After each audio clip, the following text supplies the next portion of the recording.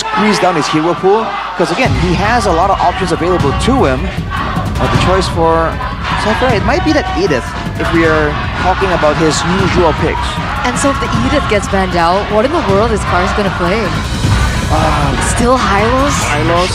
Yeah, I was expecting the Hylos because they banned the CC. So now that it's taken out, we don't have Gatot, Badang, Lucas, Hylos. Those are the beefy boys. So do they want to go blue last pick?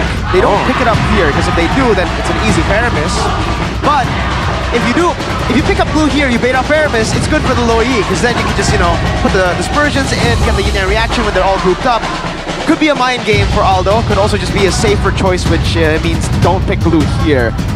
But then Alter Ego can be the ones to pick up blue. See? Mind games. Yeah, you're seeing a lot of I know you know what I'm gonna do that you know type deal from both these coaches. I think it's something that we come to expect more from Aldo though. So his first move right here is gonna be the Jawhead, trying to leverage the pick-up potential, the pick-up style. We've seen this combo before. Jawhead Suyo. We've seen Albert and Key absolutely kill with it. Also with this low Yi.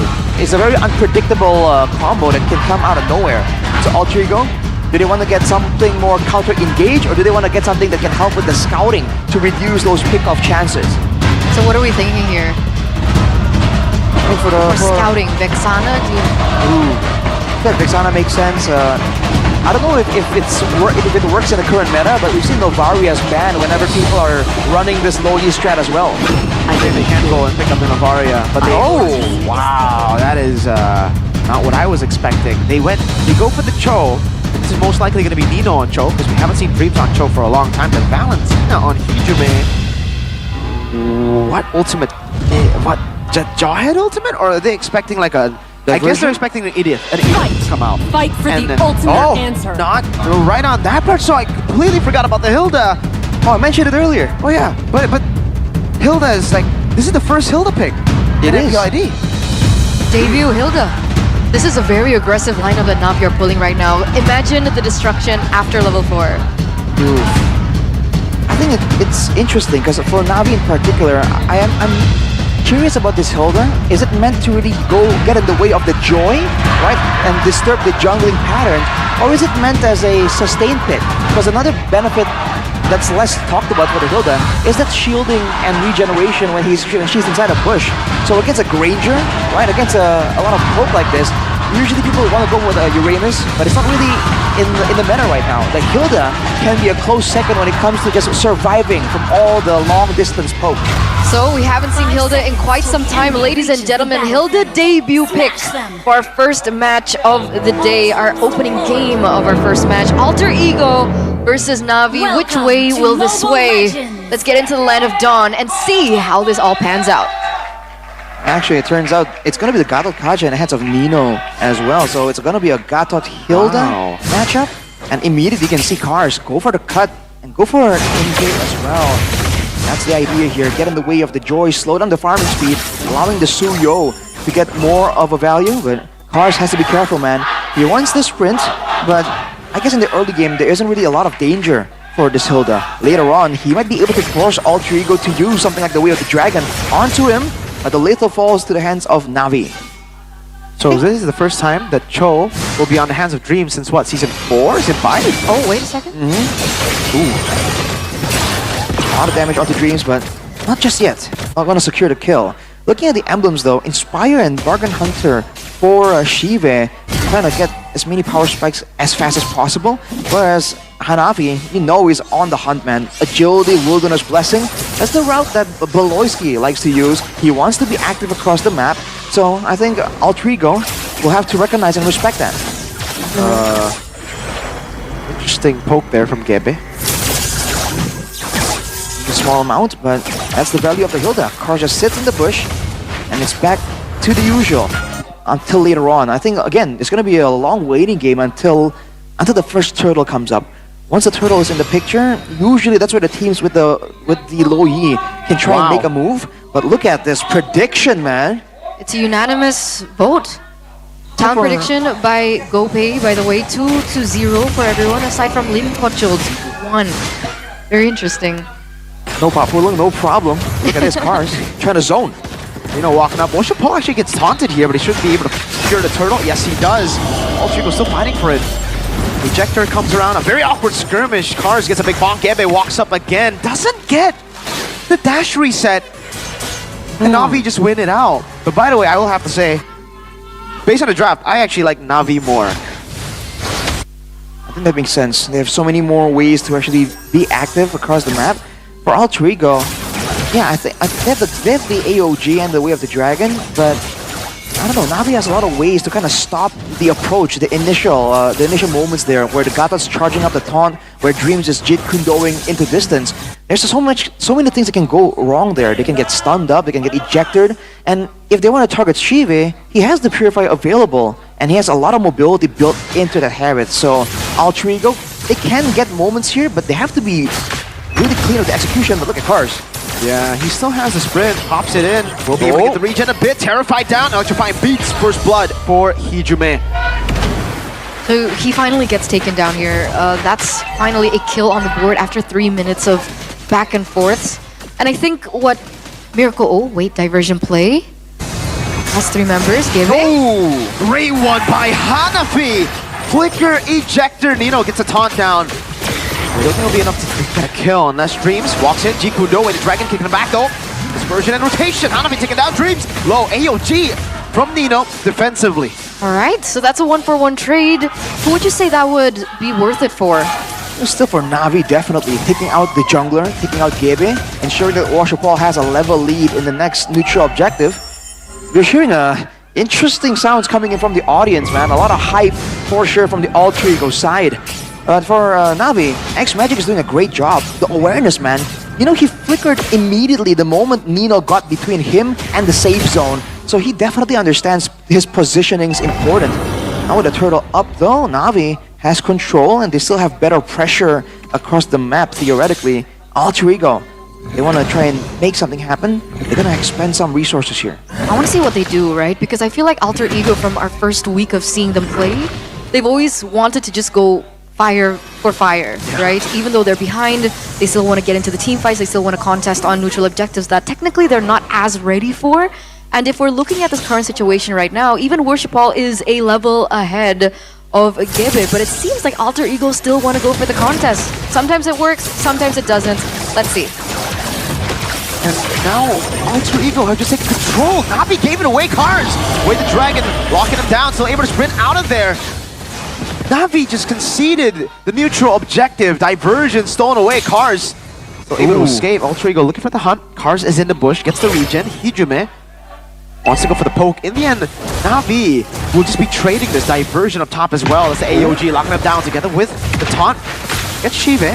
There's still no one there though in the bottom lane. It is going to be an ambush. Cars staying for a bit too long. Na'Vi diversion earlier. Oh, they don't know where Hijume is. X-Magic knows. Hijume should be caught. Doesn't have the flicker. Will be taken down. X-Magic takes it for himself. Massive gameplay for both teams, man. The fact that they can move so far with the diversion, making both teams just rotate really fast. But orange buff taken away by Alter Ego. But actually, Shive, while that was all happening, gets the turret still.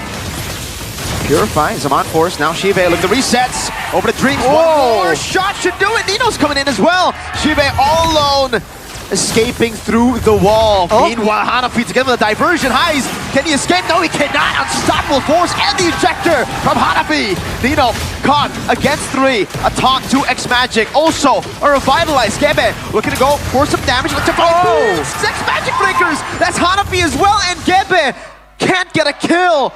Suyo on the other side, extending the goal and XP lead. These fights are very messy.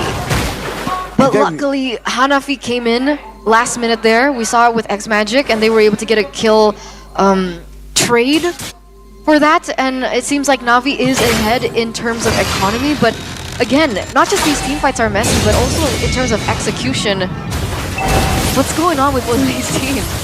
Shive just going in. Diversion coming down as well. Dreams unable to get the kick. That was a 4-man gang. Unstoppable force and the blade surge. Watch Paul with a kill. Highs running all alone into enemy lines. And that's a double for Watch Paul.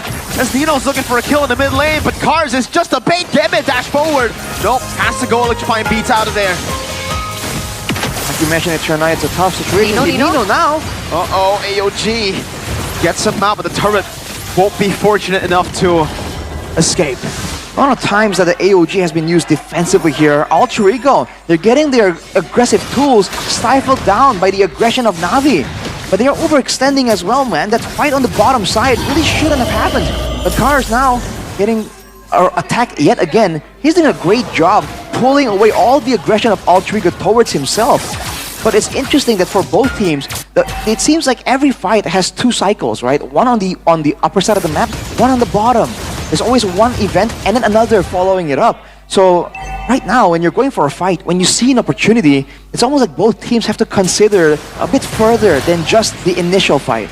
And like what they should be trading the objective after that. Because, well, in terms of rotations, I feel like Alter Ego are a little bit more, clean.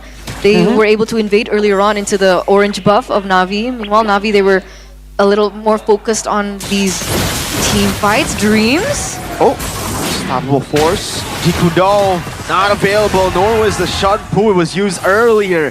Shive gets the kill again, and Dreams 0-2-1. Now, that's what I was talking about exactly, right? They're so focused on the team fights that they actually have to concede that turret in the top side. Now, in the long run, these objectives are going to be important for them to keep control of. Like, they're not doing their housekeeping. They're not looking at the map properly, in my opinion. I mean, that's the same for both teams, right? Alter Ego as well. It seems like sometimes they're willing to go for a pick-off, for a kill, and sacrifice the lane pressure. But look at Nino, no AOG anymore. Uh-oh, Nino gonna be caught there again on solo force. He's gonna be terrified though. Great one by the Valentina. Hijume Highs taking that kill. Now Gebe walking back. Goes up on force. And a beats. It's a double for Highs. Navi crumbling one by one. Cars able to escape. Jikudo, Washapal dashing away. But Hijume is on the hunt, looking to cut him off. Will he get the Terrify? Washapal still with another blink. Dreams walking in with the Shunpu again. That's gonna be the Blazer. No! He won't be able to get it. It's a killing spree for Highs. 4 for 0. That's another kill given over. Meanwhile, Cars is still in the vicinity, just opening up the map. Wait, where's he going? Kind of cut off Highs. Turns out he's not. He's actually just rotating towards the bottom side, giving information. Meanwhile, Alter Ego very quick on the neutral objective. Take Hanafi though. Great taunt by Nino, deterring everybody. And that becomes a free Lord to Gebe. Nino with a sacrificial play, ensuring his team gets the Lord there. That's a great effort for Na'Vi to actually get in the picture, almost threaten it. But they gotta be careful with the targeting, man. So many times we've seen them blow Nino up, but at what cost? Once they use all of their big crowd control tools, that means Gebe, that means Dreams have all the freedom to just dive in between them and find that value pickoff, like we saw on the top side, like we saw in some of these fights as well. So I think the rationing of crowd control needs to be watched by Na'Vi, especially if they are not the ones engaging, getting the pickoff. Looking at the gold though, it's still a 500 gold lead for Na'Vi, not significant, and it might shrink if Alter Ego is able to utilize this Lord effectively. Dreams is looking for something right now, doesn't quite get it, but again, Na'Vi, they have to take control over the Lord in that top lane. In terms of the gold laners, are they ready yet for this Lord push, especially from the side of Alter Ego? I feel like Alter Ego, they can kind of set it up even better. The waves aren't really clashing at the same time. But if they really want to go for individual pickoffs first, that could be an option they can go for. Ooh, diversion though. There's the 1v1. Hijume gonna be caught again. Whoa! Purify Elex magic, unable to get the skill shot, but finally gets the last shot in. Meanwhile, in the back, Washapal getting threatened by Gebe. Not a kill, almost a snipe from Highs there. Na'Vi 1 for 0, but they lose some turrets here and there. Tier 2 up top, Tier 2 down below. Cars swinging the hammers, swinging that war axe. Gebe wants to get those stacks. Cars able to sustain. Nino there to provide peel. All things considered, Na'Vi are able to actually hang on to their first mid lane turret as well. This is a similar situation we saw Onyx in. They're able to focus so much on the clearing on the mid lane, but oh, Nino. Yes, the Revitalize will be able to sustain for a bit, but he's all alone. They committed quite a bit there for Nino though. And it seems like they're just going to use that pressure, that man advantage. Oh wait, diversion play? Oh, okay. Recall cancel, blade surge! Washapal gets the stun. So that's actually a 2-for-0 trade, right? Na'Vi controlling the map, utilizing their utility. Cars opening up vision again, giving information as they go in for yet another push into the bottom lane. Na'Vi fighting back here in the 12th minute of the game. Altrigo definitely weren't respecting the potential there for Na'Vi. But you're seeing again that lockdown is just disgusting, man. The yin-yang effect, the ejector, and the one from Suyo as well. All that in combo, you just don't move at all. And Hanavi in particular has been very aggressive with the flicker, man. Every single time there is a target, it's flicker ejector almost immediately. That's been paying off well for Na'Vi. Altrigo might be able to capitalize on that if they're gonna be that trigger happy with their pick-off style and they go for Nino again and again. Again, if Altrigo are in position, they can probably punish that. Look at the scouting coming in from highs here. Cars, no chance to slip past them. Whoa! Over to Cars. You get the top two, but Cars is still able to survive. Ocean Paul walks in. That's the flag coming in. High's gonna be caught in the bad spot. Amon Force used up and ready. High's caught by the unstoppable Force, but no! Shive walks out of the Amon Force there. Gebe able to get the assassination. It's magically driven out as Cars goes into the chase on the Hijume. Gebe gets the kill. Watch a Paul against the world. Gebe hitting him away. Cars unable to get the kill on Hijume. And Alter Ego turned the fight around. 1-for-3 trade. This is not what they wanted, Na'Vi. That diversion play was already so brilliant, but why did they have to lose Shive in the process? Getting hiked down, that was just the perfect opening for this Lord take. We've seen this before, Shive going in aggressively, well, Harith in general going in aggressively and getting blown up. The fact that they were getting a flank there was a massive team fight, but oh, hang on a second, Cars trying to do something here. That was close. Hijume gets a big bonk, steals away the power of wellness. And Washa Paul can't do nothing about it. Right, as we were saying earlier, yeah, they can get a great flank, but if they trade their gold lane for highs on the Ranger, even if they want to go for a flank like that, I feel like they need some kind of front to back still, because X-Magic in particular there was trying his best to kind of do damage, to spam out the spells, but in the end, the Lo Yi is still a mage. So X-Magic was taken out very early on, and if he lived a bit longer, he could apply so much more damage, so much more crowd control, and get so much more shielding as well. So Na'Vi, they can, now they know that they can go for a decisive play like that, but how they do it needs to be cleaned up a bit more as well. Execution definitely is important, but also timing, because like you mentioned earlier, Na'Vi's composition is very depending on these resources that they have. So if they go in for a full pickoff like that, they need to be very aware of Alter Ego and how they are going to be using their resources in this next upcoming fight, especially now that the Lord is already marching there in the top lane. We do see that Highs should be able to get this turret, no problem. Ooh. Look at Nino, very aggressive. Can they defend this?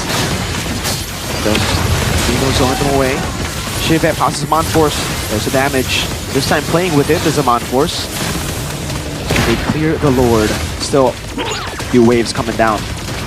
The unfortunate thing is, for Na'Vi, is that they lost the tower in the top lane, but I don't think it's over just yet. 3 waves are still crashing in. Great, but you can go earlier. Nino still with the taunt. It's caught in the Yan reaction. Oh! Can't pop the AOG. Gets lifted by Hanafi. Na'Vi get one, but a base turret was cracked open up top. Still though. Not much to be done after that. Still a long time before the next Lord, but look at this diversion play. Very early on. Conceal as well. Hijume dashes away. No one caught. Oof. Bit of a tense situation right there. But yeah, with the base turret down, Altrigo will have the wave pressure advantage. But Na'Vi has that diversion, right? Hijume can copy it as well. But for the most part, in theory, X-Magic should be the one with more diversions. So Na'Vi, if they can go for a very good flank, a very great pickoff off of the diversion, then the base turret doesn't really matter as much. They can even use it as to assist with the rotations to clean up the top side of the map right there. And looking at the stacks here from Highs, he definitely has a ton of damage. 21 stacks on the Sky Piercer. Winter Crown. Winter Crown as well. Just in case Na'Vi go for a big flank right there. Look at Cars.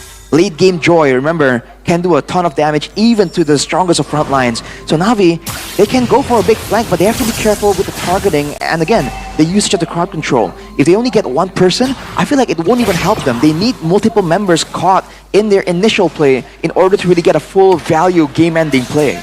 By the way, going back to Hijume, he's not even holding onto the diversion right now. Hasn't really found a chance to actually pick it off just yet. And this is what Mirko was talking about earlier. Not a lot of good ultimates available to be utilized to its full potential. Alter Ego start the first move right here. They can burst this down. They're trying to bank on a diversion. Dreams is able to spot it out though. 3 members comes in. Nino able to dash in. Zomon Force going to be used up as well. That's the ejector. Only on Dreams. Only the frontliners sweating now as Nino pops in, revitalized, walks over to X-Magic, bonks him in the head. Now with the help of Gebe. They got pulled by the in-and reaction as X-Magic flickers out with the AOGs right there, and Gebe picks up the kill. Now Nino trying to kite away. Worship Paul, the blade surge down, but he gets bonked by Hijume. Stolen ult of the Hilda. Na'Vi have to fall back. Zomon Force again from Shive, but it's as easy as dashing away for Alter Ego. So that's what it was for. Hijume able to use that bonk, like you mentioned, and that's a 2-4-0 trade in for the side of Alter Ego, and it looks like they still don't want to commit onto the Lord just yet. Hijume in the vicinity, opening up the map, giving vision, and there it is. That's a free Lord for Alter Ego now. Free Evolve Lord for Alter Ego. It's going to be massive in actually ending the game. Navi will have a chance to go for a Hail Mary play like right here.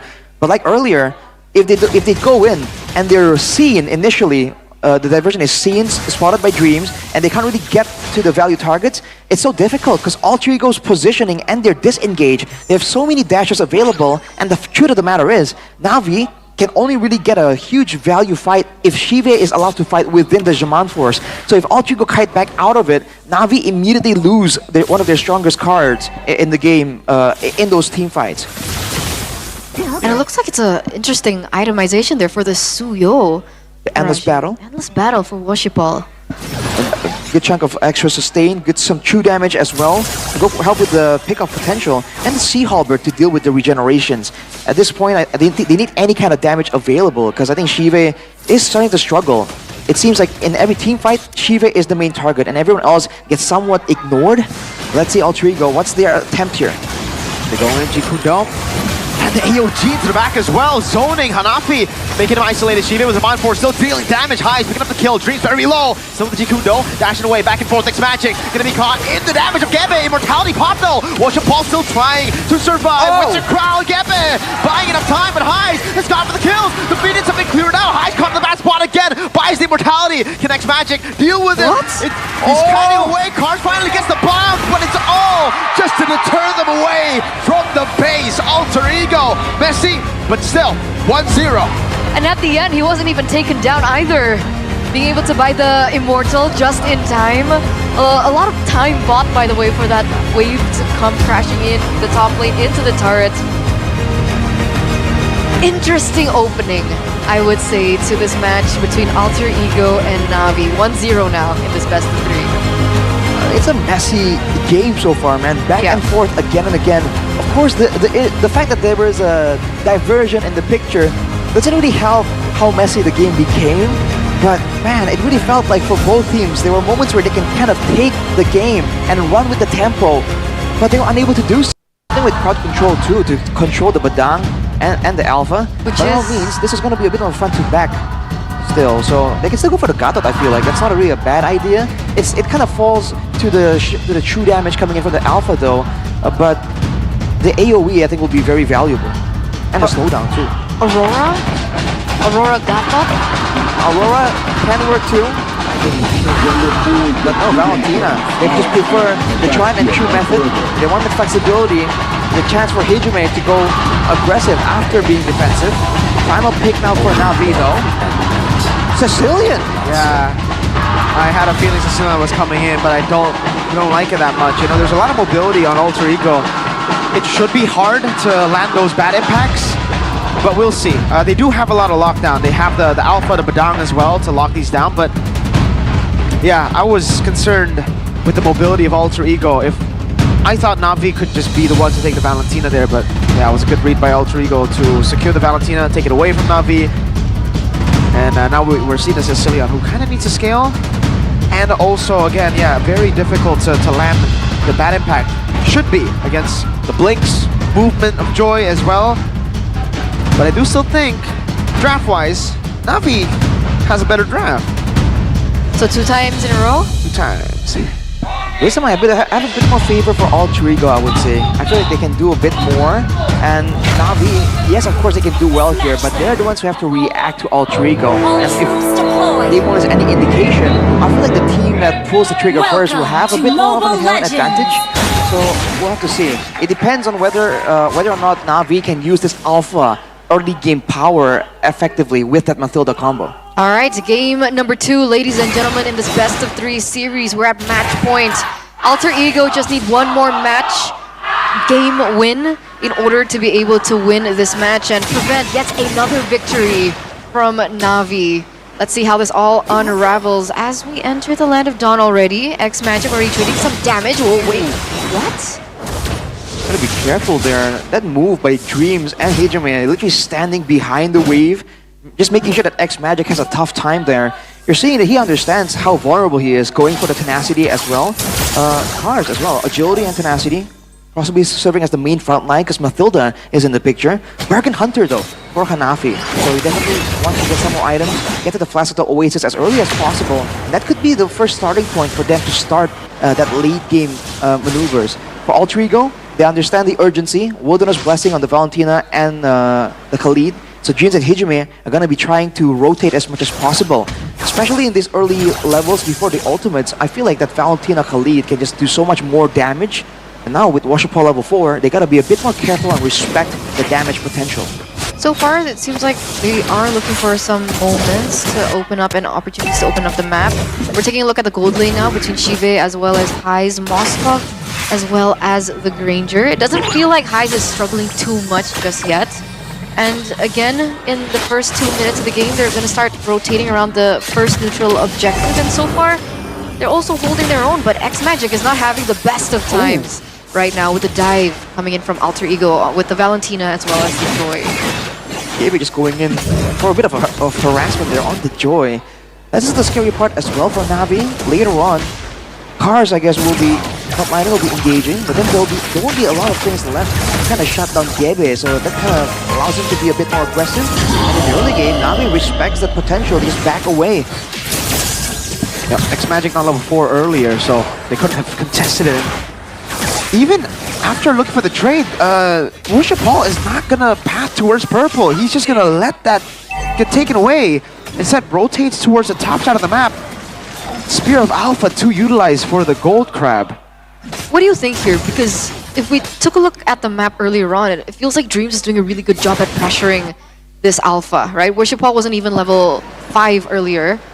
And do you think that is one of the main reasons of the farming pattern that Washapal is taking right now? That aggression coming in from Dreams? Ooh, Washapal gets the lethal there against Gaby, but yeah, I feel like it's the mid pressure, right? There's just so much more wave clear, especially in the early game, with the spammability of the Valentina and Khalid. So X Magic is just irrelevant at that point. So for Na'Vi, they're playing as if they have no mid lane, just allowing Dreams to just go in deeply into the jungle there, get information, be a source of worry for Na'Vi.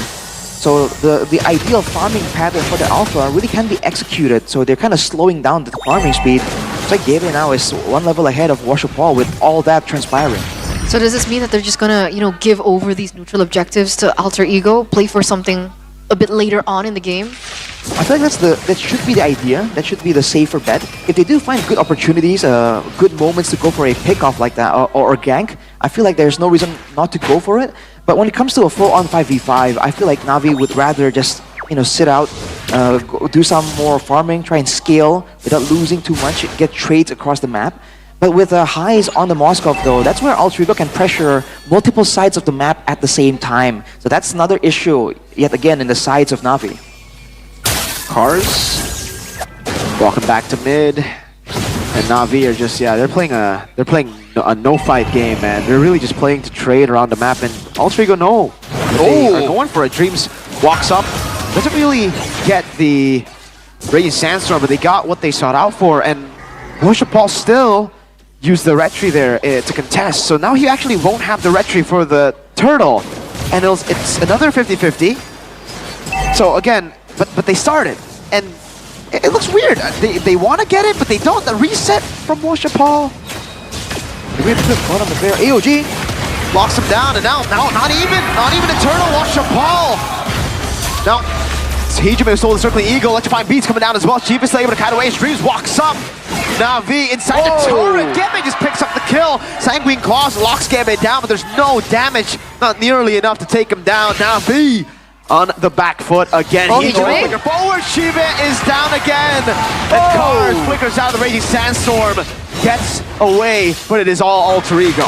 So that's essentially a 4-0 trade, right? 3 kills given over to Alter Ego, and they were also able to pick up the turtle, despite Dreams being the one to actually grasp hold over that. So again, the mistakes that we're seeing from Navi in game number 1 are being transferred yet again to the second game. It feels like they're not really sure what they're trying to go for. It's very scattered, their gameplay. Definitely. And for Navi, they also lost a turret on the bottom side too, so Alter Ego really won across the board there. If Hayes was able to land an SOD, the SOD as well, they really could have punished even more. But even if he didn't, he was able to get so much gold, so much more value across the map too. So Alter Ego can just implement this playstyle, right? They're getting rich across the board, and Navi, they're trying to strike back. Sandstorm and the flicker out, just in case, you know, that final shot, the Death Sonata connected. But tower on the top side taken down as well. And even now in the bottom side, Roche Paul faced against Nino alone. Really doesn't even want to walk up to try and clear the wave. That's crazy, man. Shive only now picking up the Sky Piercer. That's 6 minutes and 30 seconds. Relatively late. I think, what was his first option? He went for Hunter Strike first, I think. That was his priority, and then he went in for the Sky Piercer. Technically, is that not a little bit safer, considering them lacking the mid lane pressure? Oh, what is safer? Going for Hunter Strike instead of Sky Piercer first item. I feel like he doesn't really expect to start snowball with this composition, so it does make sense. But he's getting it, you know, second item. It's still quite early, but again, ooh, Navi not really going for the committed take. Now they get pinned down. Worship Paul with the Spear of Alpha defensively. They held on for so long. Now Sanguine Claws catches him, circling Eagle. Now with the Rhapsody and the Fist Crack. No, they still don't get the kills. X-Magic. Oh no, Nino gets away. Not even the last shot. It is a disaster for Navi. What is going on? I mean, technically, if they properly committed for it anyway, to make it all worse. Hijime gets out, absolutely nothing. They're unable to get anything on the board. 0 kills, 0 objectives as well. And what I don't understand is, why did they even go for the objective in the first place? It's like it's a template maneuver. They just know to stick around there, but they don't know what they're trying to do with the control, with the pressure. Woshipol is level 9, Arashi. Gebe is level 12. That's a 3-level gap. That's crazy. As an alpha that's, you know, known for fast farming. And at this point, right, I mean, it's such a tilter. They could have gotten 2 kills right there, and both of them got out with a sliver of HP. It's unreal. You can call Alter Ego lucky, or is it Navi just not having the best of luck in the second game, dude? Oh my lord. I mean, like, it's one thing being template, it's a whole other thing being template and never committing to anything, right? Like, they went for the turtle twice now, and they have reset the turtle twice. While Alter Ego have not shown themselves. They have been scared of, like, they're predicting Alter Ego's movements. They're scared of the possibilities. They're not even scared of an Alter Ego walking in. They're just like, oh, they're gonna AOG, they're gonna raise out of nowhere. They're gonna do it again, man. I mean, Navi is so trigger shy at this point that earlier, the guy who initiated the initial fight was Hayes with a Spear of Misery. He just walked up right there. And there wasn't even any spells thrown at him. Navi immediately backed away. So I feel like something is up right now, man. Because Hayes, he just finished the Trinity at 9 minutes. So Navi, they're gonna be starting to have an even worse time. Because now Hayes 1v1 at least. I don't think anyone can stop it. Yeah, especially with a 6k difference. Oh, okay. There's not been a single, by the way, Spear of Alpha forward. I don't think. I mean, there was one, but Hijime, yeah, escaped. Now, okay, Nino gets pinned down. That's the first kill Hijime gets on the board for Navi. Let's go. Finally, some stacks on the Sky Piercer. Great start. They have to keep it up a bit longer. Only a 6k gold lead. Navi with the late game composition. In theory, they have good clear with the Alpha, with Dang, with the Granger and Sicilian. But oh boy, they're in for a long grind here if they're gonna really try and mount a comeback. this geekable, chat? Is it geekable? Who knows? That's a big question. Oof. Because right now, again, Navi's gonna be facing yet another decision to make. Especially with the Lord already spawning in, we're already at 10 minutes. Are they going to commit onto this one or not? Woshipol level 11, Gebe level 15. If they go for the 50-50, not gonna be as great for Navi. So what's their plan now? Are they gonna go for pick-off instead? Looking at the rotations, it still seems quite unclear, and here comes the SOD and it lands. Yep, that's disengaged. He blocks up. AOG, Woshipol again. Spear of Alpha escaping. Sanguine Claws connecting onto Nino. Cars still looking for an angle. Woshipol doesn't have gap closure anymore. Mathilda so far away. The Friskcrack lands on two. The damage to Highs is able to escape again. Now Raging Sandstorm away. Hanafi didn't get the triple eagle. And finally they get a kill. That's two on the board for Shibe. Woshipol still in front. Taunted up. But Gebe will choose to escape now. Hijume, Nino, and Gebe walking back up. That's the Mathilda running away with the flicker. Electrifying Beast coming down. Shibe still able to kite away from the Electrifying Beast. Flicker is out as well. Gebe very low. Rhapsody. That's 3 kills on the board. Hijume shuts him down. Woshipol with the flank. Nino, can he escape? Finally gets Spear of Alpha. The taunt away. Woshipol, no damage. Interesting move there for Alter Ego. They obliged Navi for the fight right there after getting the objective, and they gave him several kills. Overall, it's still a great win for Alter Ego. They're still gonna be up on the map to actually use this Lord quite effectively. But if they go for trades like that, even equal ones, you have to remember Navi are the ones who benefit from that. Chive, looking at the damage dealt, he's definitely doing work, man. He has that damage available. There's just not enough windows of opportunity for him to take here to really carry the team. He is level 13. He is, at this point, still on curve with Highs, mind you. But he now has the Wind of Nature, though. So if Navi are looking for one big moment for a pickoff, it's going to be tough if they're targeting Highs. They have to go for the long range, for the slow but steady poke game, if they really want to get any wins whatsoever. And for now, at least, with the turrets outside the base falling, it seems like Alter Ego are going to be forced to play that game for a while until that next Lord.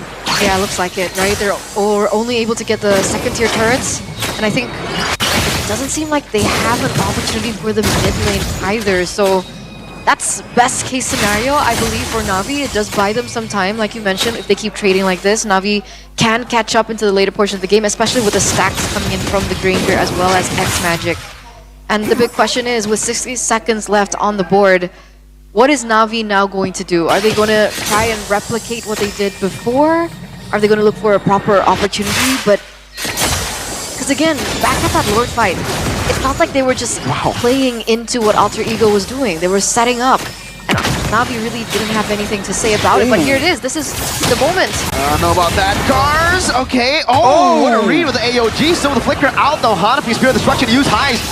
Unable to get the Spirit of Misery. Great Sanguine Claws to disrupt what Alter Ego had planned. You've seen the damage come through for X-Magic though. Those bad impacts definitely are more relevant now. Alter Ego, just earlier we saw Gebe finish the Wishing Lantern, now the Blood Wings as well. But Alter Ego are, especially the carries, are rapidly approaching full build. So that's great for Alter Ego, but that also means that they can't really scale any longer as well. So Navi, slowly but surely, are going to start catching up. But look at the positioning here. Alter Ego, all the attention on the top side, because they know they have time to rotate. They have ways to stop Navi from full committing. And even if they want to go for a 50-50, Woshipol is not 15. Just commit, man. Take it, come on. They're up top. Moskov is clearing. Alter Ego are very, very slow on the movements. SOD will land. But Woshipol gets it. Nice! Oh! AOG to the back. Shiva is able to cut away. X-Magic will be targeted down. Raging Sandstorm on the 2. There, Shiva caught. Oh! Gets caught mid-air as he's brought in by the guiding wind. Woshipol against 3 with the help of Cars. Nino very low. Woshipol cutting down on trees. Finally, it's Cars with the kill. Nino. Woshipol gets him. Hijume and Gebe stuck and he gets punched into the wall. Wins the crowd. Woshipol gets a double kill. Navi have turned it around. That was, another one as well. And it looks like they're not done here. Woshipol still going in. Woshipol still able to farm away. Gebe with a shutdown and a double. Outplaying the likes of Woshipol and Cars. But still, this is a big moment for Navi. Not really sure what Alter Ego was trying to do before with Highs stepping in into what looked like a 1v4 situation. Got taken down first. and eventually didn't have enough damage in the team fight that Na'Vi was able to kind of overtake into that. That was a 6k gold lead, shrunk to only 2k. They got a multitude of shutdowns. They got multiple turrets as well with the waves because the fight dragged on for so long. Alter Ego, there was definitely a mistake there. And even afterwards, fighting an alpha, right? Not a full build alpha. Let's take a look at the replay here, presented by the official tournament smartphone, the Samsung Galaxy S25 series. 3 members down, and they kept brawling right here. Washer Paul has already had the greatest game so far, but right here, he was able to carry quite reliably. But then Gebe says, I can make plays too, man. But that alpha in that massive fight, that was so beneficial for Na'Vi because Washer Paul was regenerating, was doing all that damage in the midst of the fight. Alter Ego cannot make the same mistake twice, man. That is dangerous. Now with the Lord already, already cleared, not in the hands of Alter Ego, Na'Vi equalizing in gold. Now they'll have the damage coming in from X Magic and Shive. So Alter Ego, they have the macro in their favor, but now they gotta be a lot more careful. See, I don't know about you, but it feels like underestimating from Alter Ego because they made the same mistake twice. Because before Highs went in for that 1v4 play, they also made a similar mistake around Lord in the top side. Yeah. Where Na'Vi was able to take control as well. So what's going on with Alter Ego, honestly, at this point? I think just have to clean up how they fight and who they're targeting, right, basically. And if they really want to go and rely on Highs as the damage dealer, which they should, by the way, then there's no need to put him in those dangerous circumstances. He can actually join the fight as well, the same way earlier, but maybe later, right? There was no need for him to jump in so early that allowed Na'Vi like a small window of a couple of seconds to deal with him 5v1, basically. And now the Lord is in the picture yet again. Washer Paul holding on to it. Oscar has cleared out the bottom lane. They will decide to reset. Alright, so again, Na'Vi playing it safely, but at this point, 17 minutes of the game, X Magic should be rolling in those, stacks. The bad impact stacks. Exactly. So this is something that Alter Ego now have a little bit more pressure around, I believe. Oh, Mars, that's a lot of damage. Oh my goodness, that Late is game a joy. lot. That's a forced recall. That is a forced recall for sure. No flicker too, so no instant engage for Cars. And they saw Shive on the bottom lane as well. Washer Paul tries to do something right here, but he might be too late. They gotta go in right now. Spear of Alpha will land there. Retribution used onto the Lord. Oh! 6 Magic able to flicker out now. They gotta be careful. They got the Lord. They have to back away. Cars wants to go for the fight, but Na'Vi won't be able to gap close in time. Alter Ego disengage as they get the Lord. Alright, that's what we were expecting, right? This time Alter Ego, they don't oblige Na'Vi and their want for the war. And it looks like Alter Ego will be able to walk away this time. That's going to be a critical Lord for them as well. Dealing with this siege, the Lord is going to be so important in at least taking down a base turret. If they use the Lord though, it's going to be the base turret on the side of the Lord, so it's not as much value. But Alter Ego at this point got to take whatever they can get. The game is approaching at the 20-minute mark. That's where these late game carries, like the Sicilian, like the Granger, just becomes, in general, just gets to their strongest point. So Na'Vi are going to try and defend, and I think they should be able to. Yep. They're defending mid-tier 2. Up top, they will lose a turret. Watch Apollo with the Spear of Destruction. Dreams caught. Has to win a crown. Nino jumps in with the AOG. Now they're caught inside the base. You don't want to be front to back in against this kind of competition. Alter Ego. And they decide, okay, we don't want to front to back. Back away. Okay, they lose one member. They only lose Nino in that. But Na'Vi, they also are on just damage control, right? Luckily for them, they lost the inhibitor turret in the top side where the next Lord is going to be spawning. So it's not as bad for Na'Vi. But again, Gebe here trading in some damage. In these particular team fights, especially in the one before this, it felt like Alter Ego didn't have a source to kind of control X Magic and Shive in the back line, and that's how Na'Vi are able to come around in these particular team fights. What do you think should change? Is there more pressure on Dreams and Nino now? I feel like there's more pressure on Gebe because he's doing a great job bursting down whoever's in front of him. But at this point, he can burst down cars all he wants. If X Magic and Shive are allowed to just stand in the back and output that damage, Alter Ego won't be able to win these front-to-backs. Yeah. So I think Gebe needs to try and find the window. If he can't really completely pick off and delete Shive or X Magic, at least zone them out long enough that that Navi kind of falls apart, and Shive and X Magic can't fight without a front line anyways. Because then there are two things that Gabe really needs to do, right? He needs to secure the objective game, but he also needs to take down the two, by the way, core members that can technically still kite. So it's not as straightforward for Gabe. I feel like we're approaching the point in time where the death timers might be long enough that trading the objective for multiple death timers, depending on who's taken out, who's on the death timer, I feel like there could be an angle here for Alter Ego to focus on the fight more than the neutral objective here. 319 stacks. That's a lot of stacks, man. But no lightning truncheon for him here. But the bat impact, every single bat impact in succession will just do more and more damage. That's where the real hard hits come from. 30 stacks, by the way, on the Sky Piercer 2 for Shive. Not full stacks, but it's definitely something to take into consideration. But look at this, whoa! They gotta play it safe. Gebe. Oh, electrifying beats already. We'll be back up very quickly, but this gives Navi an angle. Second Dreams. Worship Paul. Is the key there? Oh, Spirit Alpha over the Dreams. With the crown very quickly. AOG coming down as well. Car still in the Lord Pit. Car's gonna be taunted by Nino with the revitalized Gavin with the angle! Shivet quickers out. Worship Paul gets the kill on Nino. Spirit of Alpha! Locking Gavin down. Immortality gonna be pop as well. As that's Hive! All alone in the 1v4! Dove in way too quickly. Gavin will be slain by Shive on the Granger. 3 members down. Navi, they see an end angle. It's 40 seconds on the clock, ladies and gentlemen. Highs needs a little bit more time to come back into the land of Dawn. A recall coming in, actually cancelled. What's going on? Hijube is alone. Oh no, Dream's trying to cut the wave, but there's a cannon minion right there! He won't be able to clear it, ladies and gentlemen! Navi with a comeback! It's 1-1 now. As Alter Ego were unable to close out the game with a late game composition from Navi, the damage output from the Granger and Sicilian were a little bit too much for Alter Ego to control, and we're back to a best of 1. Third game, let's go. An exciting equalizer right there. Navi with the one straight push in the mid lane. Alter Ego, despite having such a great early game, such a great mid game as well, they faltered just a little bit in the end sequence. And just like that, 1 or 2 moments is all it takes when you have a composition with the Sicilian, with the Granger.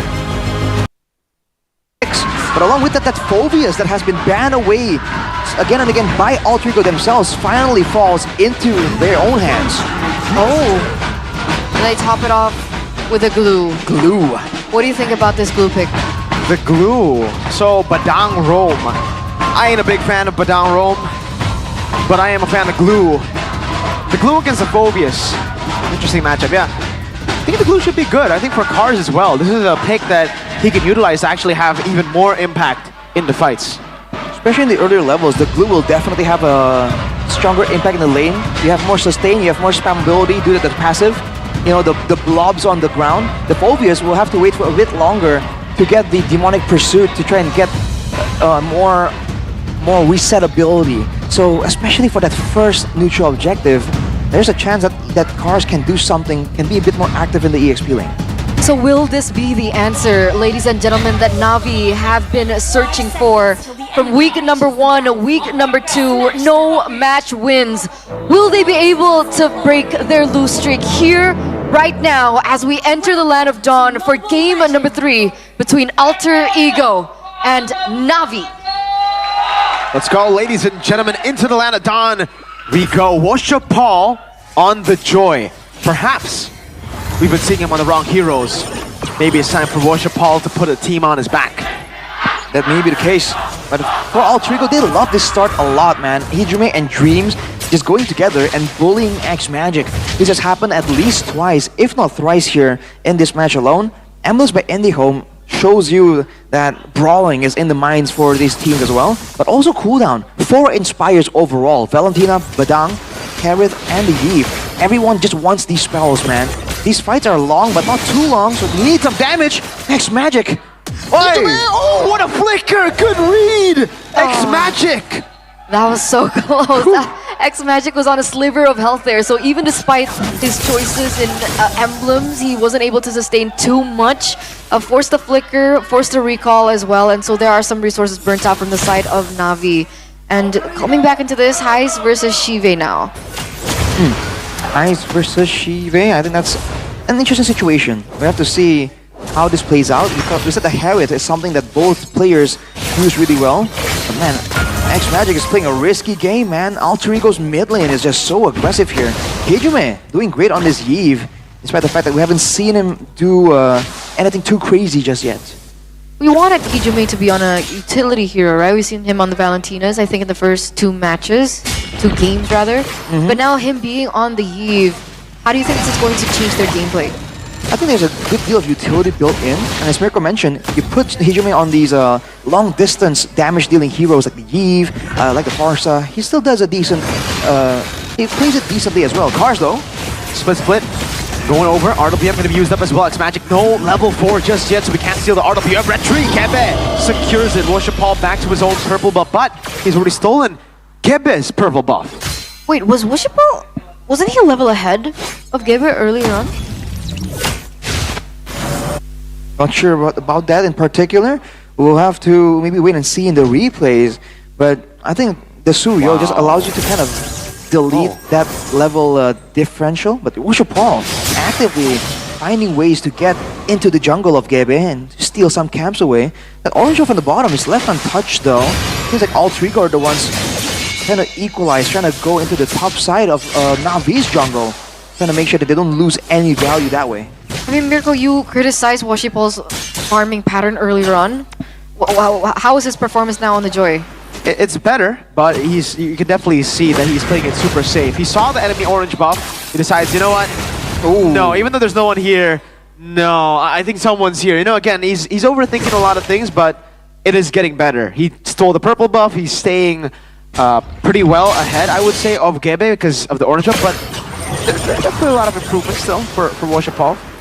And overall, you can see Alter Ego still getting the better of Navi, due partially to that mutual objective.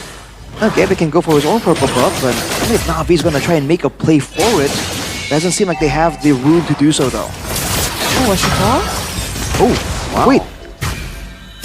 Already stole it. Yeah, good steal there also from Worship Paul. Just stealing the purple buff away. I thought for sure that would just be taken away. The RWM gets placed down, and I think by now, Worship Paul should be like 2 levels ahead, but he's not. Gebe is actually still holding on. Hanafi stunned up. JCC.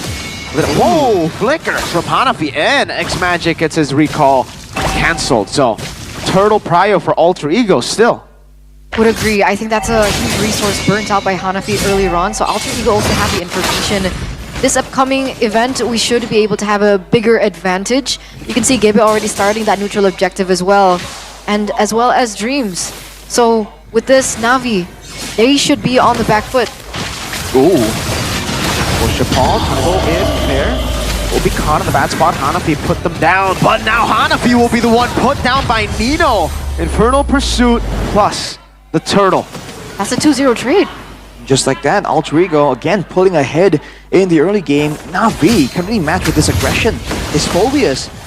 I think for a while, these kind of heroes that can go all in, that can wants to go into the fighting and do damage. It's great for Nino, but Cars even forced to flicker out right here. The pressure, man, for Alter Ego. It's clear mid wave and go around, but look at this duel.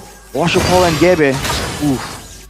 Yeah, that's not a fight that Washipol is going to be able to win right now, and it feels like this is a little bit more different than we saw in game number 1 and game number 2, right? Alter Ego, I feel like they're a little bit more cleaner in terms of the execution. What do you think here, Arashi? They really haven't been making a lot of weird mistakes. Everything they've done generally has a purpose so far. They can be cleaner when it comes to moving together, right? Setting up for a team together. Like here, Dreams ahead from everyone, but Worship Paul will be able to get away from it. The zoning, though, definitely is a big problem here. Nino is the one that gets that orange buff. But Gebe as well here. His entire jungle has not been touched for a while. It's an interesting move. I wonder why. Yeah, it seems like he's actually focusing more on going to the lanes here. He's been clearing lanes more than just the jungle, it seems like. You see a lot of his camps are actually left upstanding. Been up for a while. On a concern, you know, as a contrast, you can see Washerpaw's jungle is relatively clean. So, wonder what's the idea there. If he's trying to set up for the timings of the props potentially, but leaving it up for that long, it's gonna allow Washerpaw to just get an advantage EXP-wise by default, even without any fancy moves. 8 seconds here before the next turtle spawns.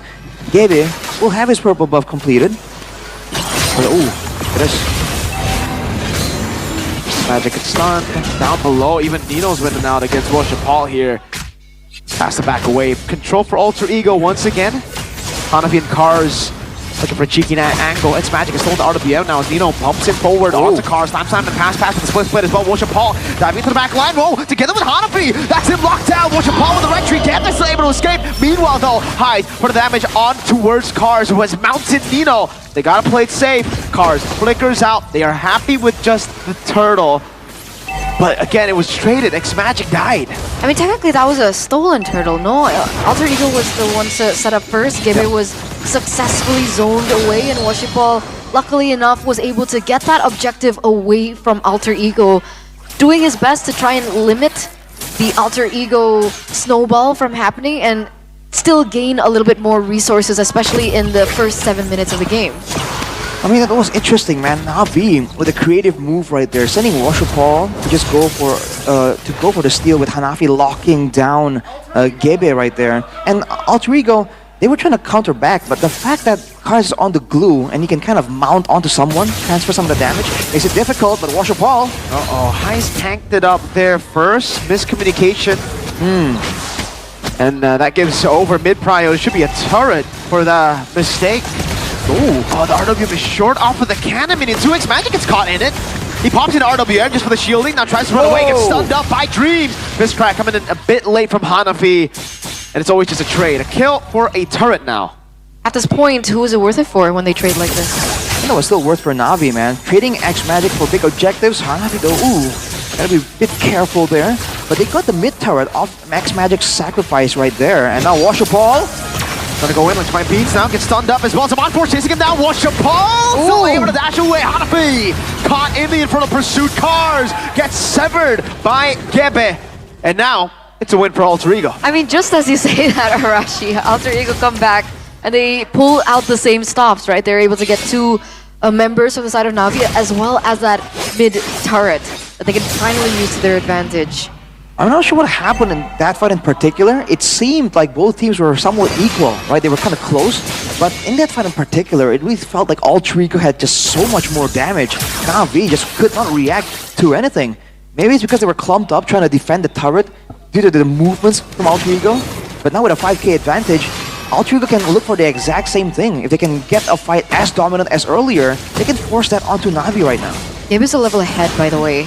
Washerpaw level 13, Gabe level 14. I mean, the last time around we saw that Washerpaw, Cars, and Hanafi were able to kind of zone Gabe away. So we'll see if they're able to replicate that success. X-Magic stolen Glorious Pathway. Hanafi trying to go for the steal. Goes to the fist crack, but ends up just dying in vain because Washerpaw wasn't even in there.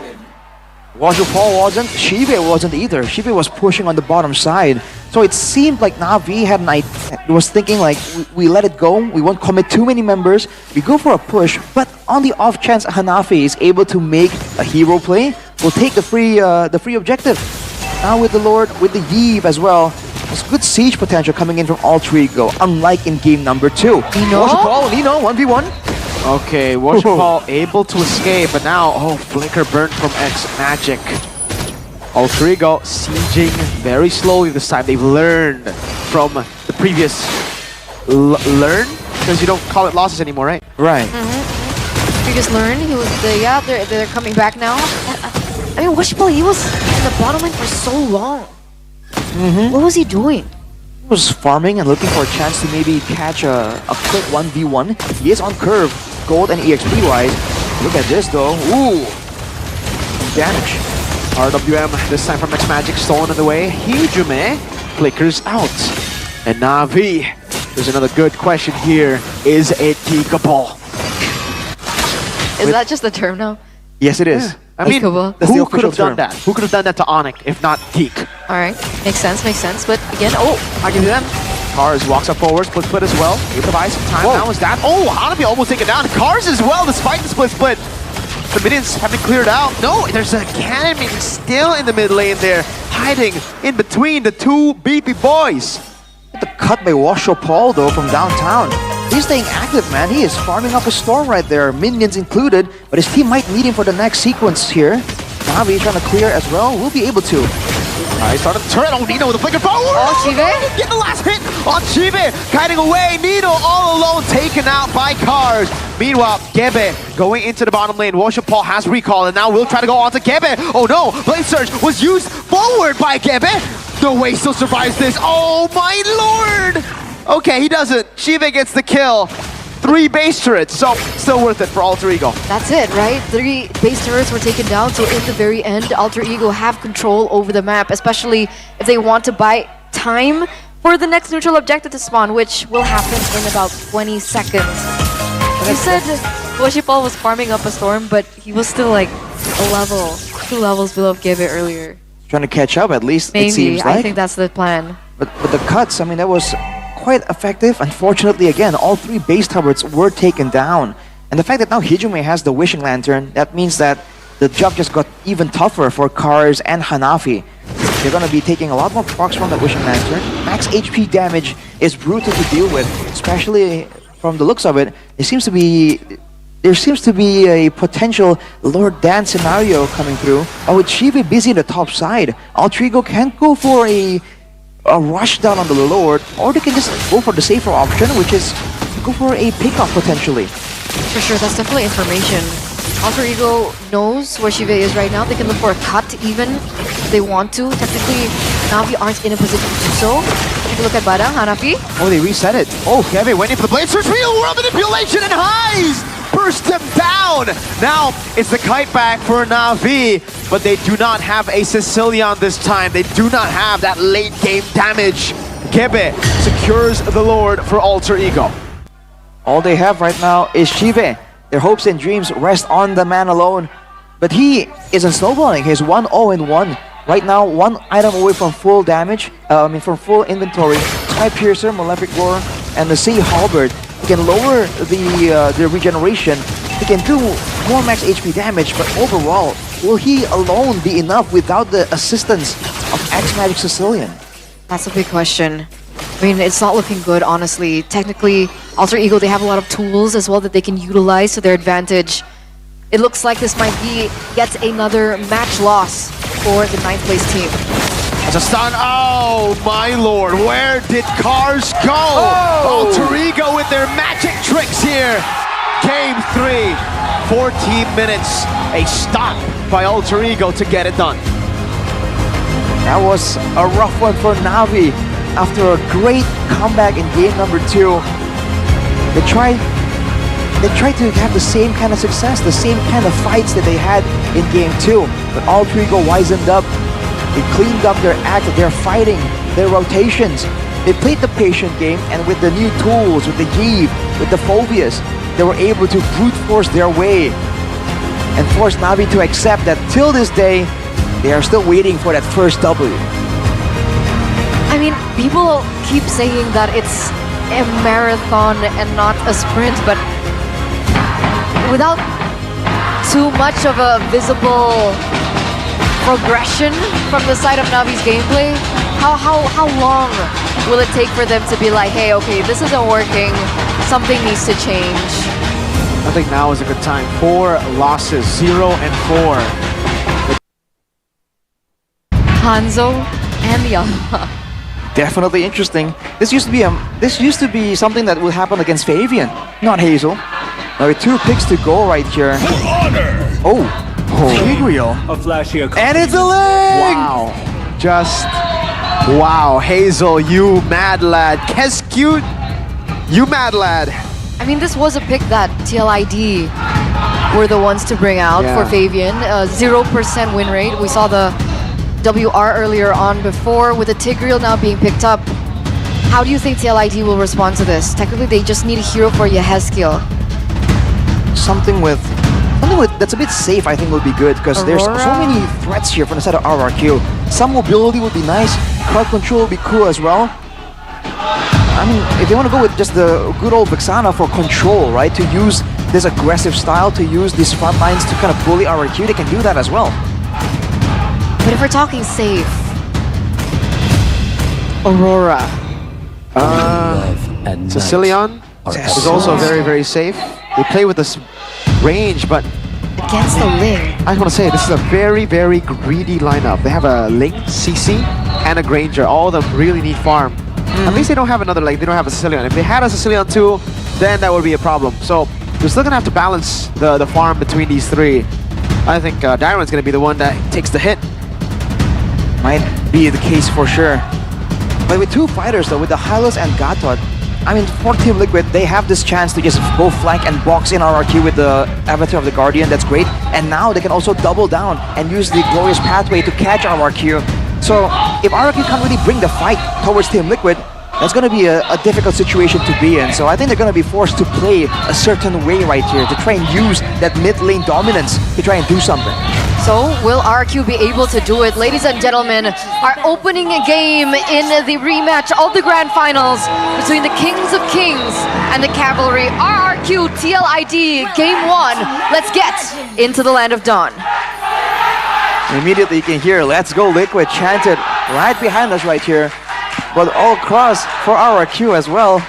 Yeah, the fan base have been crazy this season. But in the early game, watch for the mid lane though. Aggression coming in from both teams.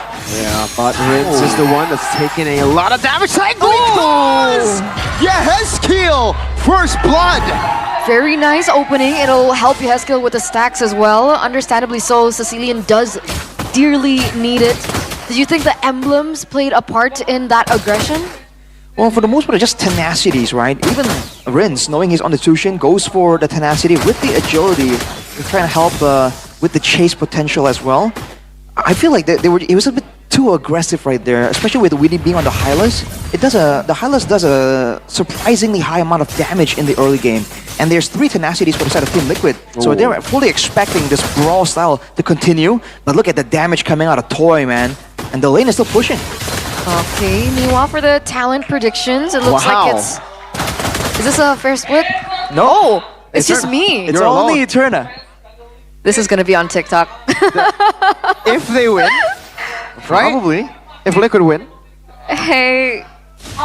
They're looking good right now. Yeah, Skill Let's skip it, yeah. got the lead. There you go, there you go. That's something that they can work with, obviously. But again, right, RRQ, they're also, like Arashi mentioned earlier on before the game begun. Wait a second though, Idok, getting caught a little bit low here. We're forced to kind of retreat from that. But again, RRQ are on a time bomb. TLID with the Sicilian should be able to scale really well into the later stage of the game. So it feels like RRQ now, I'm wondering whether or not they're gonna try and get this early game, because right now TLID have the better setup on the turtle. Whoa! Hazel walking up, red tree win! Man, Fabian got locked down by Dyron. Comes the blades, picking up all the blades there with the help of the Revitalizer. Able to out-sustain that damage coming down now. As that's a Sanguine Claws! Yehezkiel punches forward, back again, a flicker from Yehezkiel to get rid of Rins. That's a 2-4-0 trade, ladies and gentlemen. TLID falling quite behind, but with RQ picking up that turtle. Wait a second, Aaron Cheeky. Wants a bit more smoke right there. Pull back out though. It's a great start for RRQ to initiate that fight, get the pick off. But afterwards, I feel like they were putting their attention onto the Witty and Iran. And again, especially in this early game, those two are not the targets, man. With 2 Revitalizers, they're gonna sustain for way too long, way too much. So I think RRQ are stuck in a weird spot where they have to dive. They have to go for the other members in the back. Because if they use all the resources on the front, I feel like Team Liquid ID have what it takes to at least control the early game. The mid game, who knows? It'll depend on the gold laner. And it's not going to be as clear-cut and simple, right? Wait a second, RQ. Really picked up, thrown back. Will take a bit of damage there. Hazel, though, a level ahead of Fabian on the Ling. Wants to invade the enemy jungle. No, decides against it. So what's the idea for the Ling right now? Is it going to be more neutral objective oriented? Is it going to be more kill pressure? I don't think we've seen too much of Hazel's Ling, actually. At least for me personally. So I feel like the possibilities are still up in the air right now. A big value of the Ling is, of course, the mobility, right? So they have an angle to go for some kind of split if they want to. They can go for big team fights as well. I feel like for RRQ, it's going to be very rotation heavy, with mobility being an emphasis. Okay. Very aggressive invade there from Hazel. And he gets out without being punished at all. Here, was that Yezkiel took it? We don't really make it out properly.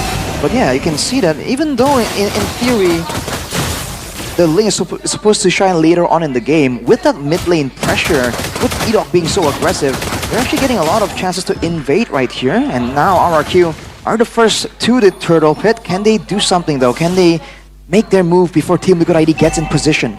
I mean, essentially, if Fabian doesn't get caught out earlier on, like Turtle number 1, they should have a fighting chance. Fabian is level 7 too, so that 50-50 retry battle, wait a second, Hazel just secured another level. So it looks like it might be better set up for RRQ right now. Actually, the poke damage coming from Toy is there. Dyron though gets chunked very low. Yezkiel constantly putting damage down. Curtain call, Witty! Burst it down, melted. Even with the tanky HP, Rins though will fall as well. Edok jumps in, able to go with the shove now. Flickers out to safety. Aaron Shiki jumping in. Hazel wins out the retreat. The Blaze jumping in. Aaron very low. Hazel walks away, gets tossed in on the wall. Aran takes him out. That was a perfect taunt. That was a perfect taunt. That's a 2-0 trade. Technically 2-for-1 trade as RQ was able to secure the neutral objective. Again, a very similar story to Turtle number 1. That's concerning right there. RRQ always kind of falling short in the pickoff game, even though in theory they do have a lot of damage at their disposal still. But for Hazel, I felt like there was a weird moment right there with the Tempest of Blades where he finished the initial animation and he kind of stood still for a while. But RRQ already active trying to get a run. Great implosion with a shove too. Now the pickup as Toy gets the kill. Skypiercer, first stack of the game. Up top, TLID with the response. A turret as well, but no kills. Alright, biggest question here, who's supposed to win the lane? Granger or Harrod? Level 1 to 4, it is the Granger. And then once Harrod picks up some more items, then he can start to make it a skill matchup. Are we at that point yet for Aaron Shiki? Gotta take a look at the items. I think, yes, yeah. He should be Starlium side already. Yeah, just the Starlium against the Hunter Strike and the Skypiercer for Toy. Because Toy is 1,000 gold ahead of Aaron Shiki right now. Especially after that sequence, I feel like RRQ timed it well.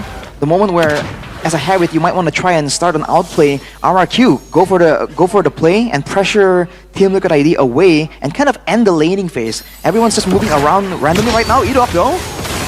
He's able to get away for now. Witty goes in. Second Clock pulls him back as well. That's a 3-man implosion. Purify from Aaron Shiki. Aran joins him with the AOG. Now Witty gets caught in the current call. No kill just yet, Toy. Getting them down. That's Rins. Picking Aaron Shiki back up. Who doesn't hit the Purify, but yeah, has killed. Gets the Sanguine Claws to stop what's happening up top. Fabian and Hazel hovering over the top side of the map. TLID zone away from the turret in the mid lane, and Toy will continue to siege it down with Dyron. That was unfortunate for RRQ, man. When Rins comes in with the flicker to try and secure one of those kills, Aaron Shiki is the one that got lifted up. That's the issue with the Chushin. You can't really select who to target. But with that sequence though, RRQ, they get the turtle, and they get a sizable gold advantage out of nowhere. 2.5k, more or less. Absolutely, absolutely. They're playing the map really well. I mean, one of the main things that the Link can do is the global pressure, and we see the turret actually fall in the top lane, and it didn't seem like Fabian wanted to go in for that 1v1 either. Right? It feels like Fabian actually retreated from that area. As we do have a game fact by GoPay. This marks Jushin's debut in MPL ID Season 15 after previously having a 100% ban rate. We actually talked about this a little bit in the drafting phase earlier on, but back into the game, 3.5k gold lead now for RQ, and it looks like they're continuously pressuring here. Oh no, bad position. Rin's able to get out. Implosion!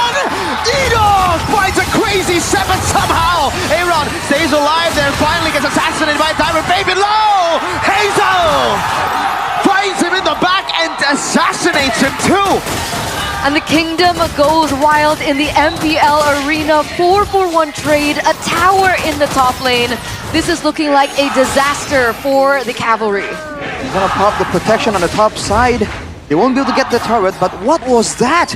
It was looking so even until Edok just exploded with that implosion. That was 4 members immediately caught in a combo.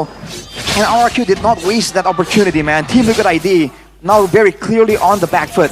They have that late game. They do have the Heskio that's going to scale indefinitely. But we've seen RRQ crack open the toughest of bases before. If they can maintain the gold lead, if they can maintain their control of the neutral objective, they might even try and end the game and just skip through the whole team fight to begin with. Yep, that's exactly what we're looking at right now, especially now RRQ in terms of objective control. Hazel is what, level 14 as compared to Fabian, who is at level 12. So there's a 2-level gap between both of these junglers. I don't see a way where TLID take this one. Not right now. I mean, even if they do land an ideal combo, they get the AOG, they get the Glorious Pathway, there's just not enough damage to back it up. Your Heskio is only sitting on a glowing one. Look at Aaron Shiki being targeted, but no, Witty. Glorious Pathway trying to dodge away. Oh, shoved out of the pathway. Picked up by Renz to the shots of Toy. That is a dead horse. Put down. This is what happens when you pick a Hylos into a Jushin, and it's not a normal Jushin. This is Rinz on one of his secret weapon heroes, and we see exactly the damage that it can impact onto for TLID. And now, this Lord is marching in the bottom lane. Can TLID defend this? They only have 2 items in the hands of Aaron Shiki, 3rd on the way, and only 2 on the hands of Sicilian as well. TLID trying to defend right now. Holy defense already proc. Oh, He's winning! Oh, pulled back by Renz! Again for Toy! 144 KDA right now. It's not the best game for Witty on the Hylos, and it doesn't end here. We do see 3 lanes still crashing. Dyron going very aggressively inside. Aaron getting shredded to half HP. Dog! Again with the implosion! He finds 2, and it is all over. TLID. Only Fabian left to defend. Bottom lane, another base turret up top. Another one goes down. 2 more waves. Witty, Glorious Pathway to the side. That's Fabian almost burst it down. Witty to be next as well. Fabian jumping back and forth, but Witty will not be able to survive. Toy with the flicker forward to get a double and to end things quick. 11 minutes. 11 minutes and a 10k gold lead for RRQ, the Kings of Kings. Very dominant game, very dominant showing by RRQ to open up this match. What was that, dude? We were talking about the late game possibility. I think this game just broke the record for fastest game of the season. That was 11 minutes and 3 seconds. I think so too. I don't think we've had a 10-minute match. What was that, game. dude? We just didn't allow Team Liquid ID to have any response whatsoever. I think our fastest was 11:22. But we will double check that. I'm pretty sure the producer will also confirm to us whether or not that was the fastest game so far, but a 10k gold lead. It felt like everything that TLID was doing was going wrong. Edok played it from Weedy, essentially. Wow. But it's still a flex, right? Is it Dyron on the Hylos or is it Edok on the Hylos? Yeah, it's still a very, very good flex right now for RRQ Hoshi. And again, this is the exact same draft of TLID from game number 1. Bruno gets picked up, a solid hero for Aaron Shiki, one of his favorites. And now it's just the mid lane. They end up going for the Vexana, just for a bit more peel. Up against the Hayabusa, it's pretty good too. It's just later on against the Harith, it'll be quite troublesome. Or they have in the front line, they want to just get some backline damage. Do they go for Xavier? Is that too crazy? Xavier. In theory, if that's the one they want to go with, someone that can deal damage, it works. No, they go for the Valentina here. Yep. And they can go for the Glorious Pathway and secure a great red carpet for the Alpha and the Volvius to just go wild in these team fights. So now for RRQ, I feel like card control, as always. Something to stop the initial rush, or at least threaten it, so they can't do it as impudently, you know, as they would want. I think would be a great option. Wow, there's so many of them. Oh my signature Edok. Michael. Out of nowhere. Synergizing with what? Yeah, that is the question. Usually you would see a carry. Harith, maybe? No, you don't In the late burst. game? In the late game with the Zaman Force, maybe? That's like super late though. Super late. And even then, it's not a one-shot. And even with True. Sicilian. No. It's a lot of damage, but it's not a guarantee. Unless, I mean, if positioned well, it could be hook into The Sanguine Claws. That is a long shot. It is. It's tricky. It's not as clear-cut as the winning conditions of RRQ in the first game. There's a lot of like signature picks, something that looks strong with RRQ, but overall, synergy-wise, it just feels like Team Liquid has the edge here. Synergy-wise. It's a power pick for a reason. It's a signature pick for a reason. And whether or not it works out, only time will tell, ladies and gentlemen, as we get into the Land of Dawn for game number 2, match point for RRQ if they want to go a full 2-0 clean sweep against the Cavalry. All right, all begins here with the junglers. Hazel on the Hayabusa, we've seen him perform on it before, but this is Fabian on the Alpha as well, and Willie on the Mathilda. In theory, this is one of the strongest combos that Team Liquid have at their disposal. And Enoch starting off already in the gold lane instead of in the mid lane as the games have been going these few couple of games. It seems like Moody is also very quick to respond as well, going and centering around the bottom side of the map as we take a look into the emblems. Or wait a second, that's a flicker. This time it's Rins with first blood. That's revenge for game 1. Late game hero, by the way, gets first blood in 2 games in a row.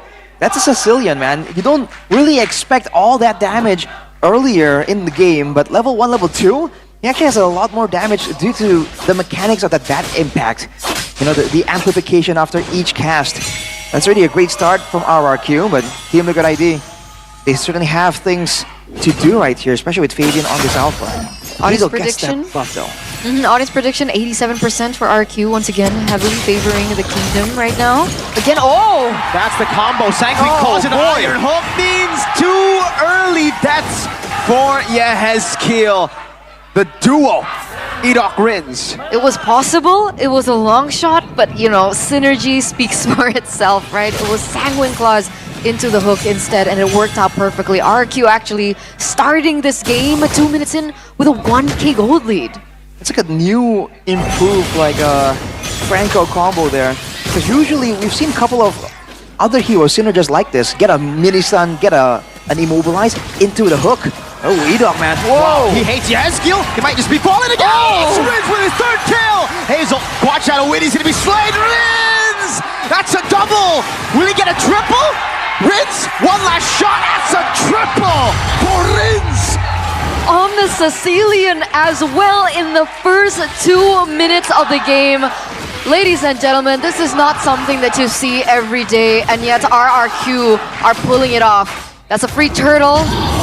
Free 5 kills for RRQ right now. It's looking bleak. Oh, Edok, another hook. When Edok gets the Franco, you kneel. Edok gets another. This is ridiculous, man. It's like he knows exactly when it's gonna land. It's not even odds anymore at this point. It's a guaranteed targeted skill. Man, RRQ. It's an insane strong early game start right there. And even with the Alpha Mathilda, Team Liquid ID are struggling to really keep up with the pace. And that mid lane that we thought would maybe start slower for Rins, now RRQ has the same combo. They have the same mid lane powered for the jungle to kind of play around.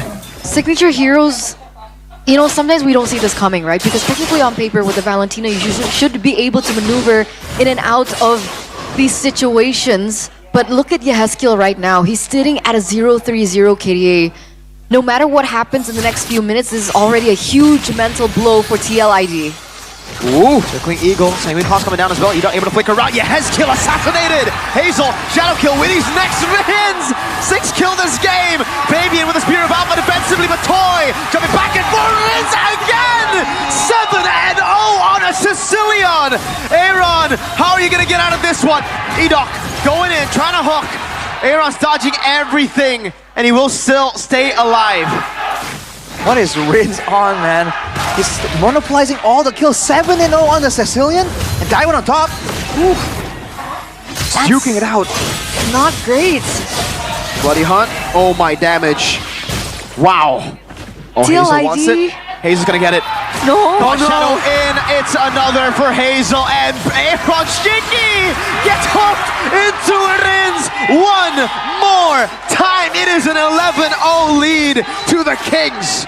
They're losing every single lane right now. TLID, no Nothing on the board. No resources, no turrets, no kills, no nothing. A 5k gold lead for RRQ with Rin sitting at 802. We've seen 11 kill leads in MPL before, but 11 kill lead at 4.5 minutes? Dude, RRQ are relentless right now, and Team Liquid ID, without a solid front line, someone to really take the hook and survive it, it's looking bleak, man. At this point, anyone who gets hooked at least is out of the fight already. What's TLID gonna do? It looks like they're rotating towards this top side. Who are they gonna target? Are they gonna try and take down Dyron? I mean, 4 members have already been committed. Meanwhile, you can see Toy already dishing out damage onto the turret in the bottom lane. Cycling Claws. Aran pulled back all the way. Mini wave there, gonna be cleared out as well. Oh! Aran's still there, but look at Rince's damage! Over to Aaron, over to Aran! They gotta run away right now in the mid lane. It's Hazel versus Fabian. It's going to be a solo kill for Hazel! So wins across the board, and look at the continuation of the maneuvers. Dyron escorting them out of their own jungle with Edok and Tao. Nowhere is safe when RRQ is this far ahead, and Team Liquid are just corralled, ushered away from their top side. This is insane. This is uncanny. This is unbelievable. Another turret falls for the side of RQ. That's Sicilian with a 2,600 gold lead, and Harith with a 1,400 gold lead. Aaron Shiki is falling so far behind, and the problem is he's also on a Bruno that naturally would need that early game pressure. Happy birthday, I mean, MLBB. everyone from the side of Team Liquid ID is falling behind. Aaron, Yehezkiel even. I mean, Yehezkiel in particular, I think at this point he's shut down. He has to play as a secondary utility almost, because he just took way too many deaths there due to Edok. Same thing except for Hazel, but look at this, whoa! Spirit of Alpha on the two, Cycling Claws coming down as well. That's gonna be Edok. Winter crowning, still the damage coming from Rins. He's doing so much! Everybody's evaporating in Liquid. Aran cannot run. Toy this time is the one who claims all the kills. And Hazel to end them all. A wipeout in the 7th minute of the game. How fast is this game going to end? Because it's looking from bad to worse for TLID continuously. A 10k gold lead, ladies and gentlemen, in 7 minutes. This is a game between the two top teams of the last season, but this is the results that we're getting. Look at that damage. That's onto Fabian. That's half of his health. Oh, Edok again with the hook. How is this possible?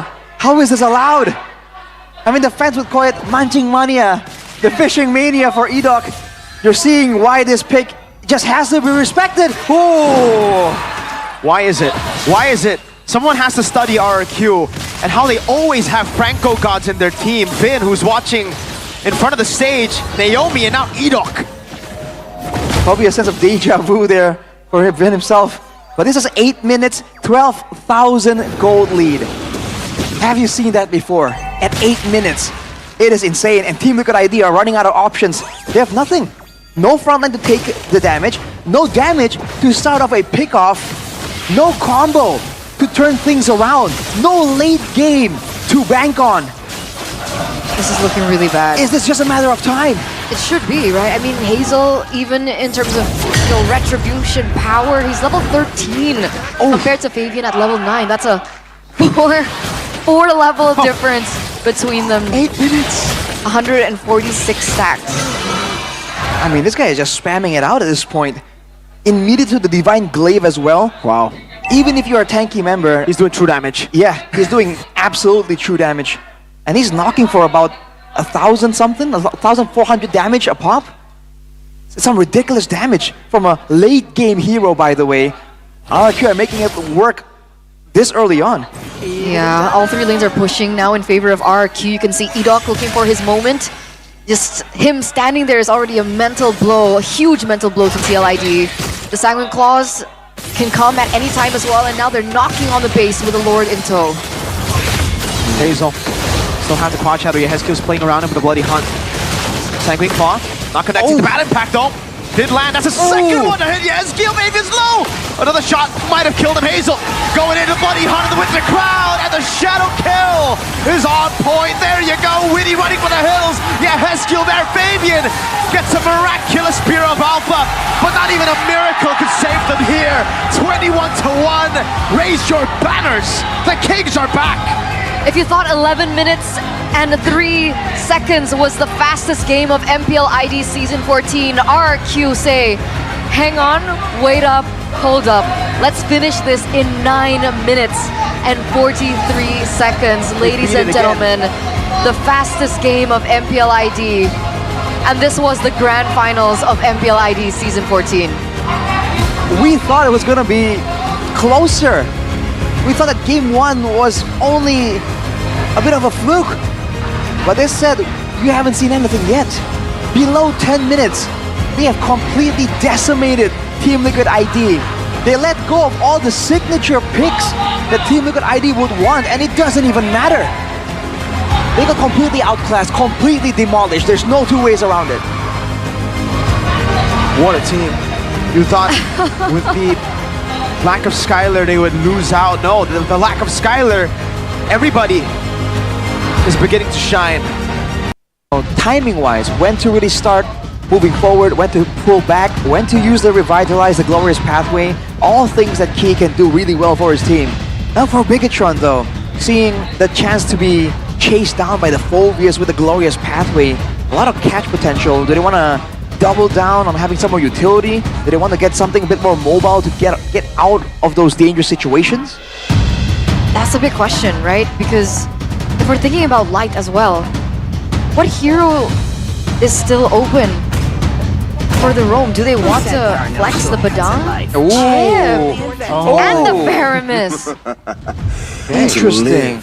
Is to trick. This can be a Farsa. They have in a front line, I think, to pull off the Farsa Granger combination. They have Hylos, Phobia, Suyo. Sicilian?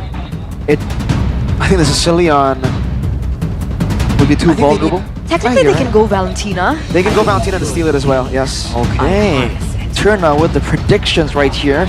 It is one of those games where so many options are available to both teams due to the fact that they will have their own kind of strong points, right? So much more attention to the roamers. Definitely a fresh look compared to the previous matches we've seen today. But that is it, ladies and gentlemen. We're gonna see a lot of new heroes showing up right now. I wonder how Light is going to be playing on this chip, and whether or not it suits his playstyle. Yeah, that's a very, very good question. Whether or not they can utilize the chip, because the chip has always been kind of like a very coordination-dependent hero. You need to have crisp, clean coordination, and for BTR, that's the problem right now. They're not fully in sync. It hasn't looked the best just yet. It's definitely something that they're still working on, but I guess this is the time to prove it. Do Bigatron have the chemistry to pull off their composition with a chip on the hands of Light as we get into the land of Dawn? Ladies and gentlemen, for our final match of the day, game number 1 between the White Tigers and the Red Robots. Oh, this is an intense one. I think the crowd kind of quieted down as well. They know what is at stake right here. And a lot of questions are on Annabelle for sure. Whether he has acclimated to the team even more, whether he can perform at the level we expect him to. But this is a Moreno on the Faramis as well. We know the guy has moves for sure. So it's a bit of a interesting dynamic here. Bigatron really wanted to go for this all-in style. With 4 Inspires, by the way, they know how important having those skills are for their win condition. And for the side of Evos, it's a bit more balanced, but for the most part, it's just poke down and chase down the side of Bigatron. Let's see if they can actually get that down. Movement speed also emphasis for the side of Bigatron. I mean, technically they do have the chip and the Paramis, maybe opening lots of moments. Annabelle though. Ooh, yeah. Very good read from Evos there to stop BTR's rotation into the enemy jungle. Light doing the same thing towards Albert. Now Iman could be rotating too, but Albert has a retribution. Now Moreno doing the same thing. Won't be able to really stop him. Light forcing a recall there, so a little bit more time for Evos to kind of control the map. Looks like they're going to be able to clear the mid lane a lot faster and definitely rotate faster too. The big question is to where? Annabelle is still very active in the enemy jungle as well, kind of replicating what Albert was able to do before. And always finding chances to go into the jungle, get some steals going on. But both are still at level 4 so far. And you can see, with both junglers farming so efficiently, the jungle just immediately goes bare. Nothing available for both, which usually means some kind of dance, some kind of skirmish potentially happening. Level 4 is coming soon, and the turtle is already being started by Albert. Albert on it. Light trying to open it up. Moreno not level 4 just yet. Natco has stolen away the fist crack. Now utilize it on Annabelle. Still wins out the red tree. Reggie caught in the fist crack. Now he can be brought back by the Stampede. Moreno stunned up. Purify out. NetherRealm coming down as well. Now it's another re-engage from Luke as he pins them down. But NetherRealm dealt with. Light with the stun. Luke going to be taken very low. Flickers out the safety. Moreno now as well. Look at the damage. Oh! It's pinned down to the wall again. Annabelle with a double to start things off. A shortcut placed down. They're hunting for Natco, who won't be able to respond. Key is trying his best to stop this purple buff steal, but it will be taken by BTR. Not the greatest of starts for the White Tigers. Very interestingly enough, it felt like they had the better setup in terms of that neutral objective. Wait a second, talent prediction by Gobe. Annabelle actually is able to take Natco down. Oh boy, Mirko alone in the predictions. Bro, I feel you. It was looking so good for Evos in that previous engagement though. The fact that Albert he missed the retribution by a margin of single-digit HPs, it seemed. That was insane. And afterwards, it seemed like Reggie was gonna go to town, take out multiple members, but Bigatron, they found that opening for Annabelle. And now with 3 kills, that's a scary joy. It really is. He's also a level ahead now, so in terms of neutral objective takes, it should favor him a lot more. 300 KDA as well. I wonder what the plan was. It felt like Evos in that particular exchange was a little bit hasty. In the team fights, it didn't feel like as coordinated as we usually see the White Tigers be. I think they wanted to go and get the neutral objective and get out, right? Albert was moving backwards already, but then the turtle was alive with such a small, almost invisible amount of HP. And afterwards, because they lost out on the turtle, they felt the need to punish. That's where the chase really started happening. So it's a spontaneous decision, and it doesn't seem like Evos can improvise that well on the fly just yet. Yeah, the re-engage wasn't as clean. But now we see that Natco goes for a different ultimate. Well, last time around he had Luke's ultimate, now he's actually picked up a Moreno, so maybe that could change the tides a little bit more when it comes down to the team fights, because we did see Moreno being a huge factor as to why Bigatron was able to re-engage a lot better than Evos before. The good old Valentina into Faramis game plan, that was the meta for the longest time back then, a couple of seasons back. And now with the turtle up, you might really see one of those big fights happen yet again, but Bigatron have the control here. Crash Course coming down. Key is well going to be able to get the stun down now with the Glorious Pathway used up. That's another round. Retribution from Albert. Demand Force placed down. Reggie gonna be stunned. Oh, that's a chain CC onto 3. Luke still able to dish out some damage. Now the Purify not ready for Moreno. Albert gets a 3-man stun, and Natco picks up the double. Now it's equal on the board almost. See, a different take, right? It feels like when Evos have a better setup, they're able to extract out of the most from the team fight as well. Especially when it's not just improvised in the middle of the engagement. There was certainly a plan there on how they wanted to collide and match Bigatron's aggression. But that re-engage though, the play by Reggie to get that multiple man knockup, and Albert's follow-up to get the stun too. It was looking amazing though, but in the end it was just 1 or 2 kills. Not really enough to turn everything in favor for them just yet. Look at Key. Matching Light as much as possible. We haven't seen a lot of shortcuts so far from Bigatron. That might change soon. Yeah, not just yet. I don't know why. Are they afraid that it could cause different factors? Are they just not ready to utilize it just yet? I wonder what the plan is. I think they wanted to wait for a bit more power spikes, I think, so they can guarantee that a shortcut play can result in a quick and clean pickoff. Because if they get delayed, this roster, this lineup from Evos, they do a great job in a long, prolonged fight with the Phobias and the Valentina. Right? I think Bigatron are the ones who want to get it done cleanly compared to Evos. It's been super slow outside of the neutral objectives, and for both, I think they like it that way. Great steal from Reggie down below. BTR, Natco When he gets another realm, it'll be much more of a problem for BTR. Crash course, the key. There it is. Be caught in the bad spot. That's all 5 of BTR's members. Another realm! Natco comes in the end. Another realm from Moreno as well. Now Zaman tries to deal damage out the key, gets stunned up in the midst of it all. Albert wins out the fight. Key still stays alive. And Mon displaces a flicker forward from Reggie, trying to get some more. But in the end, it ends up just being 1-0. How does he do that? I feel like season after season, he is the 1 HP specialist. Is always able to get out on a sliver of health, not taken down, not giving Bigatron the better trade, and Evos are very quick to the neutral objective, and there it is. Look at Luke, smashed down to the ground, Annabelle. Electrifying beats, onto 2, still not enough damage to take them down. Oh my god, Reggie! Gets 3 on the board, and Evos clean him up! Light still trying to tank up damage. Holy moly! That's a 2-for-0 trade alongside the neutral objective take. Evos are picking up the scraps left and right, and they should put a bit more pressure now into the mid lane, as Light will be the one to take it down. Now, Iman, we haven't really seen much of Iman in this particular game. It seems like he kind of lost lane. The turret was taken down earlier on by Erlan. So if we're talking about power spikes, is Iman still far off, especially with that 1 death? Eman right now is sitting on the Starlium. I believe he requires at least 1 more item to actually be a relevant threat. Compare that to Erlan, already with the Hunter Strike and the Sky Piercer.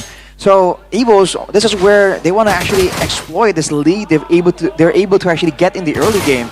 And the fact that they have a Phoveus against a Faramis, we didn't really highlight that earlier, but everyone from Bigatron are clumped up so close together. Reggie is just getting insane amounts of value from the knockup, from the wave. Always 2 or 3 members, but look at Light. Crash course on a Natco. They're all going with the piss crack as well. Natco still able to survive for a bit. 1 HP!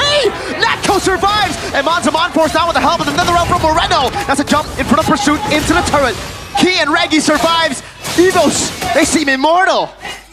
They're just not going down again and again. Annabelle getting something in exchange in the bottom lane. But overall, Evos are the ones in control here.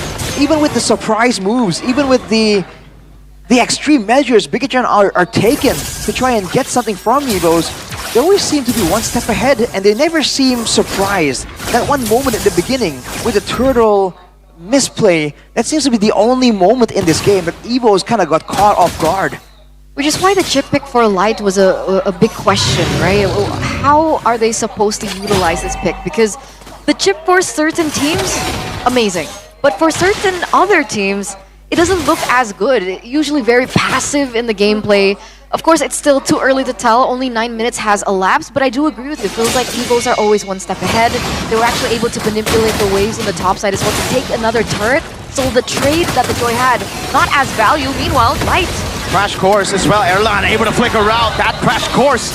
Not really able to save him. Annabelle diving deep into enemy lines. Will be taken down. That's a shutdown for Erlan. Iman with his Zaman Force unable to do much. Natco dashing forward. Moreno trying to support him. Albert looking for the stun. That's his Zaman Force from Natco. A statement Zaman Force. Oh, we have some recalls in the building. Wait a second. Luke gets targeted.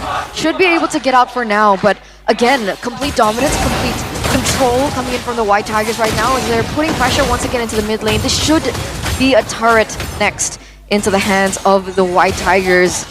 What do Bigatron do now? I think they just have to play it a bit more textbook. I mean, in the keys to victory, we highlighted the fact that Bigatron just do, textbook stuff. Don't need to be too creative. Right there, that was interesting. They kind of set up in the back, but you saw Light desperately move forward there in order to get near the Lord and drop the shortcut, because Annabelle was all the way on the bottom side. And he came in, used the electrifying beats, but the Lord wasn't really low enough. So it was an interesting strategy by Bigatron to get pressure across the map, but considering how far behind they were, Evos just completely dismantles it, and now they're even further behind. 5,000 gold. By all means, the members of Bigatron still have damage, but I feel like right now they really have to stall and buy some more time, because otherwise Evos would want to get some more fights here, get some more value out of Bigatron. That's exactly what Annabelle's trying to do, right? Trying to put some pressure in the bottom lane. Oh, Come on, stunned up! Oh my goodness, the Queller from Albert was almost enough to take Iman down. 3 levels down on Erlan, by the way. Albert recalling, or falling back rather. That's a Lord. First Lord of the game that just took a base turret. And it's still more minions actually punching down into the mid lane. Moreno taking a lot of damage there. Light looking for the crash course. Luke, fist crack in desperation. 1 HP. Another round comes in just in time to save him. And Mama Zaman Force, not enough damage just yet there. Evos are just soaking in everything BTR are throwing at him. Not finding the right moment just yet. And it looks like they're taking control of the jungle as well. So all these buffs, all these objectives taken by Evos. And call it luck or call it skill, but the tower, the inhibitor turret that actually fell for Evos is the tower that is going to be on the opposite side of the Lord. So that's another advantage that the White Tigers have. Another attempt at the base. Erlan, one shot away. That's Sonata twice on Light. Zaman Force, Glorious Pathway placed down as well to slow him down now as they look to go for the siege in the bottom lane. Even with the splash of damage, the Ghost Bursters, it wasn't enough. The Cannon Minion was still there, and they got another 2 base turrets now. They're just too much damage and too much tankiness, man. He just stands there menacingly, and the whole roster of Bigatron are forced to respect it and back away. Annabelle was able to go for some steals right there, but his team definitely paid the price. 8,000 gold lead now for Evos. And Annabelle has 3 kills. He has the Wishing Lantern complete as well. But at this point, even if he has damage, can he survive long enough in the face of a snowballing Granger, Valentina, and Suyo? I mean, the bare minimum that he was able to achieve there was get the same level as Albert, right? So he's now level 15. They didn't really go for the contest. That was just information given. Light not in the perfect position, though. How are they going to escape from this one? I don't think you can. Light is going to be chased down. Erlan finds the final shot. He's sitting at 0.52. 0.52. Not the best impact on the chip just yet. Ooh, that's going to be the push from Annabelle to get to the top side turret. But now, the whole team has to kind of defend against this Lord without Light for 10 more seconds. Evos might go for the win here. Can they even fight? Lord enhanced in the mid lane, no way for BTR. 1340s, when it's going to be coming back up. Luke trying to go for the damage again. Another round was placed down. Keys to be very low, taken down now by Eman as he dashed constantly back and forth, but finally almost gets severed by Albert. The base is right there. Oh, Moreno exploded. Reggie very low. Shortcut placed down. Light in the midst of it all as Luke jumps in and pins them down. Moreno walks up again. That's Reggie who now falls as Eman continues. Natko dashing away. Zaman Force, the chase. Erlan's low. He still survives, but Eman gets the double. The Queller, not enough to take him down. Luke wants to go for the chase. Albert running. BTR have defended. That was a risky move there for Evos, immediately crashing down. Now setting up for the waves, trying to go for the instant quick clear there. But Bigatron has done it. Despite the fact that Moreno's Netherrealm lasted barely for 1 or 2 seconds, it got immediately deleted by Evos. But they were still able to clear the Lord and threaten the members of Evos enough, taking out multiple members, shrinking down that gold lead to only 6k. It was a great defense by Bigatron, but now there's the test of the next Lord. Let's take a look at it yet again. It was Light going towards the back, jumping onto Erlan. That kind of pushed him away from the best of the action. But Eman definitely has some damage to be said here. And that re-engage with the Zaman Force really allowed them to pick up some more value there. So now Evos has to play it safe. They want to play for that next Lord.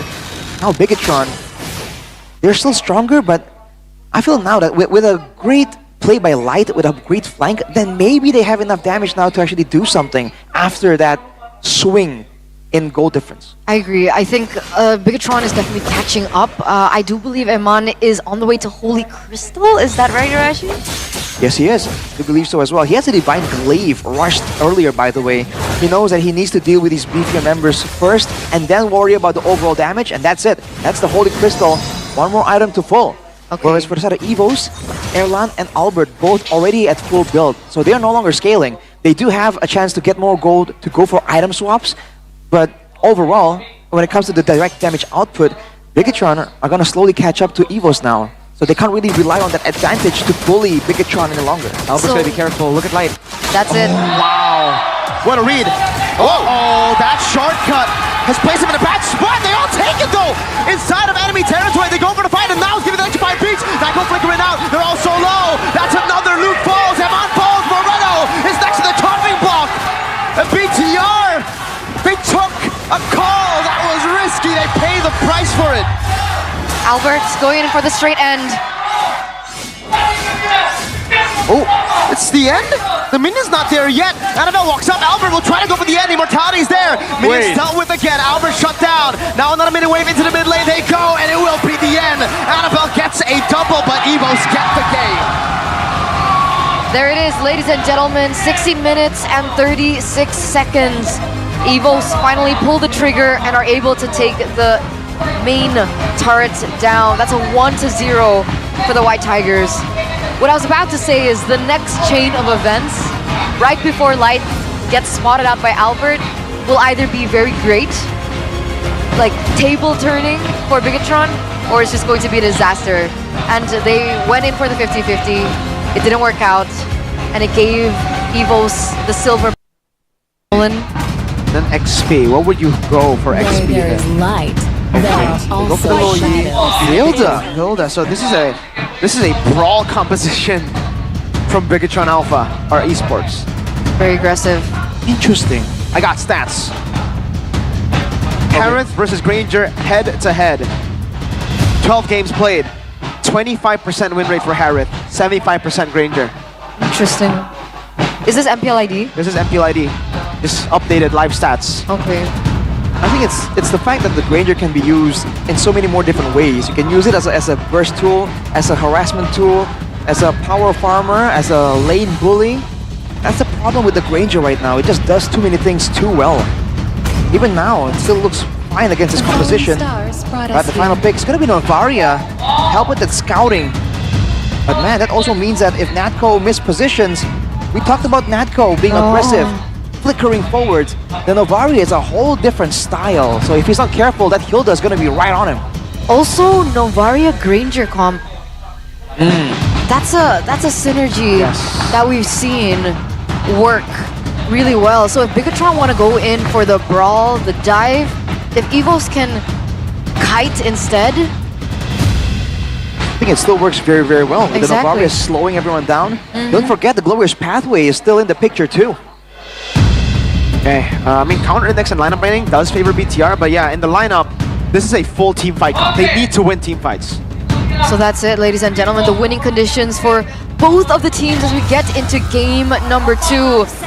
Can Bigatron prolong this series to a best of 3? Can they force a third game? Or will Evos walk away with a clean sweep against the Red Robots? Here it is, game number 2, Bigatron White Tigers. Let's see how it goes. Is it going to be a full-on brawl? Is it going to be a chess match with macro as the emphasis here? You were saying, Mirko, they have to win the team fights. I say they have to find those team fights first too. Because Evos can very easily back away from this. There's going to be so much pressure onto Moreno and Light to be able to find those pickoffs, find those engages for the team. Because otherwise, A2 has really highlighted the potential for the poke game with the Novaria and Granger. And the Suyo technically. So much poke from Evos. As we take a look at the emblems here. Full firmness and tenacity for Key.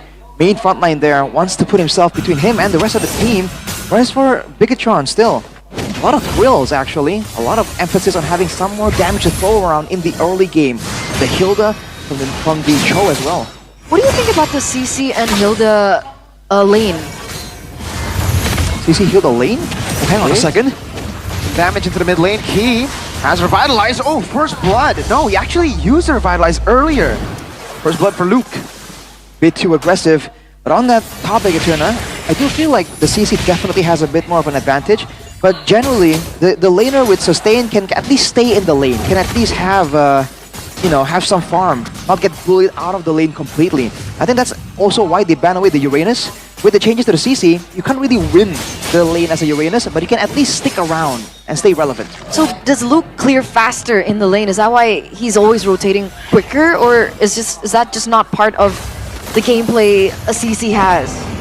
I feel like for the early game, the Hilda will be able to clear faster due to the spammable nature of the spells and the AoE nature of her skills as well. But as the game goes on, the base damage is going to fall off. And that's where Reggie, in theory, should be able to clear faster. Maybe we're actually seeing that kind of represent into what we're seeing right now. Both teams are starting to posture for the first neutral objective of the game. Annabelle is actually level 6 right now, and he seems to be the first one onto the turtle. Great kick! And a follow-up instantly from Bigatron Esports. Red tree on the turtle. Light on a signature pick. Albert still trying to go in. Light trying to go for the Jikundo, but Albert will respect it.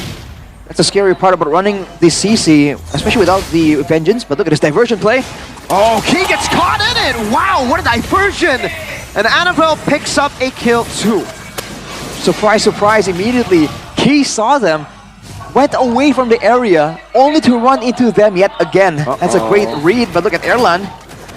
Able to get out for now, but he's going to get Zono out of his turret. It's going to be a lot of gold for Eman to collect. Yeah, that's also a lot of gold taken away from Erlan. Light, again, posturing in. I think Erlan still wants to get into the vicinity. And Mon, do they want to commit to this? Mon is low, but he will be able to escape with his Zaman Force. Doesn't have to burn the flicker. Alright, and for the moment, it seems like Bigatron is still leading. Oh, wait, Oy. Erlan going back in? No, only just to clear. Okay, 2,000 gold lead, though, for the Red Robots.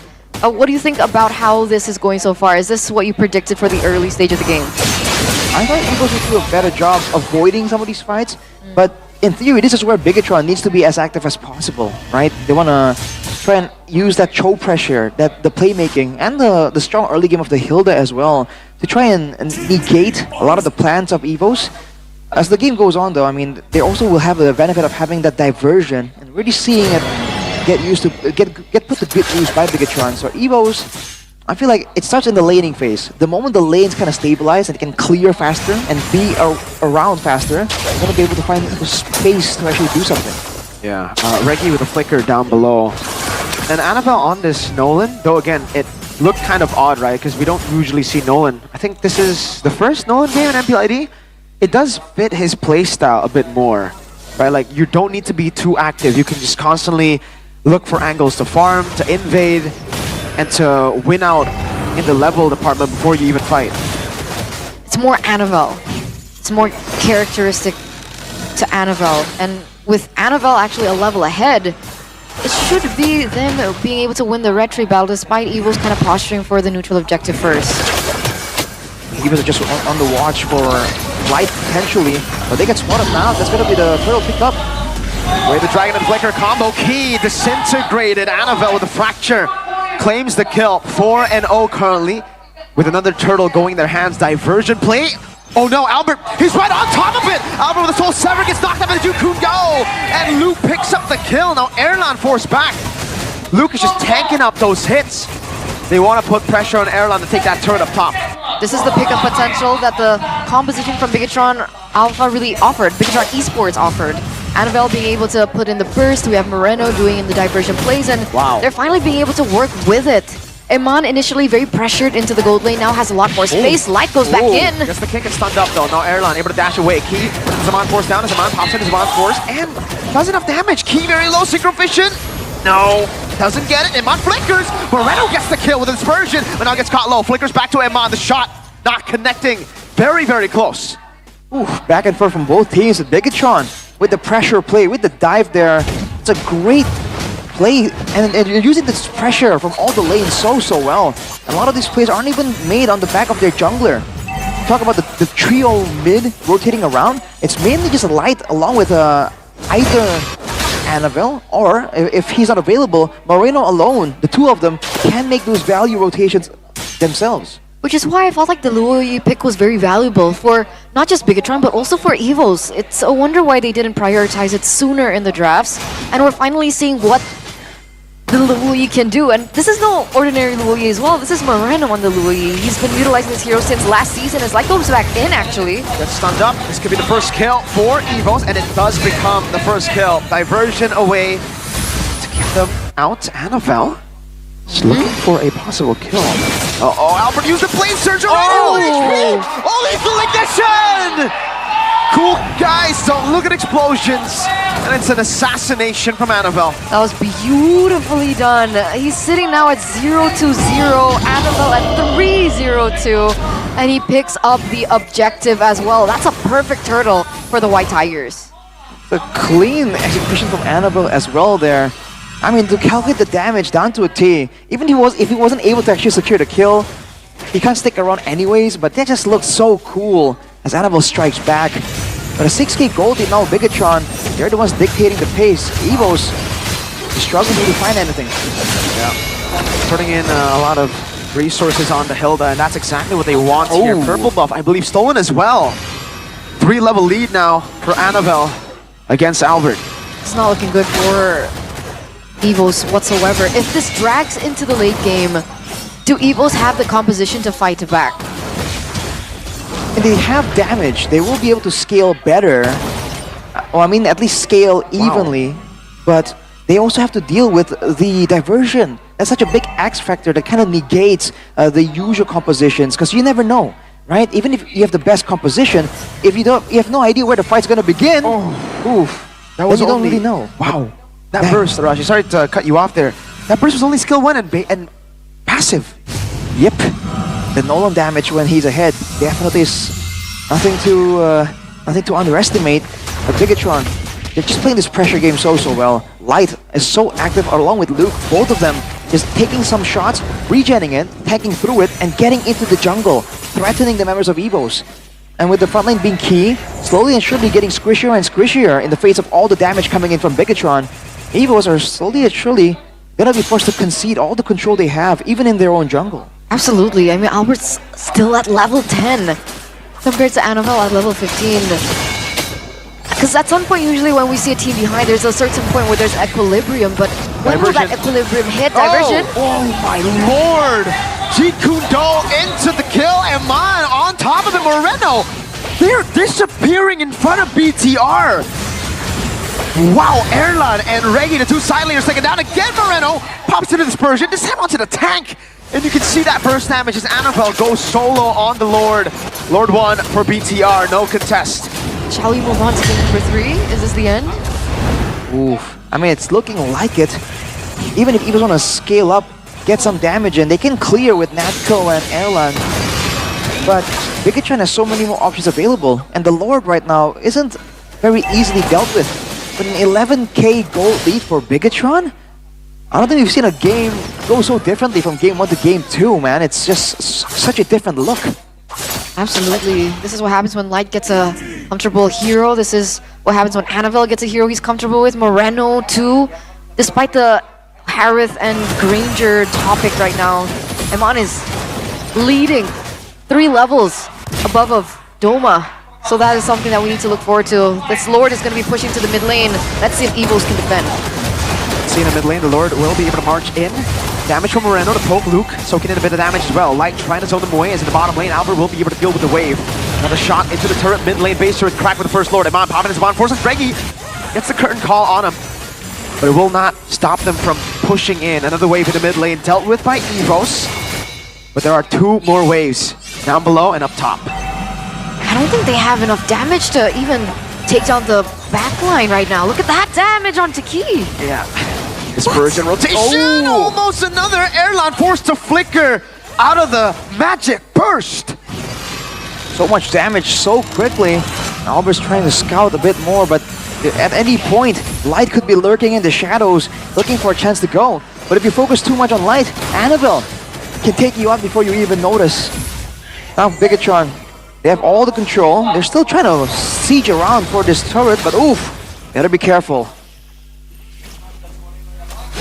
They gotta respect that high ground. Evos still have very good clear. Novaria, Granger obviously, but you know, Suyo, surprisingly, Suyo actually does clear waves really quick too. Can poke, can go from a range, and that AoE, Soul Sever. So essentially Evos still have a chance. Yes, they do. It's not impossible for them to come back, but it's a 12.4k gold lead for BTR. And I mean, technically their composition doesn't have as many tools to create that comeback. Really not a big amount of playmaking tools. Yeah. It's always relying more on just being able to sustain in the front line and dealing damage and spotting out Bigatron from far away. But when they're this far behind, I mean, look at the items here. Only a glowing wand for the Novaria, only the Malefic Roar for the Granger as well.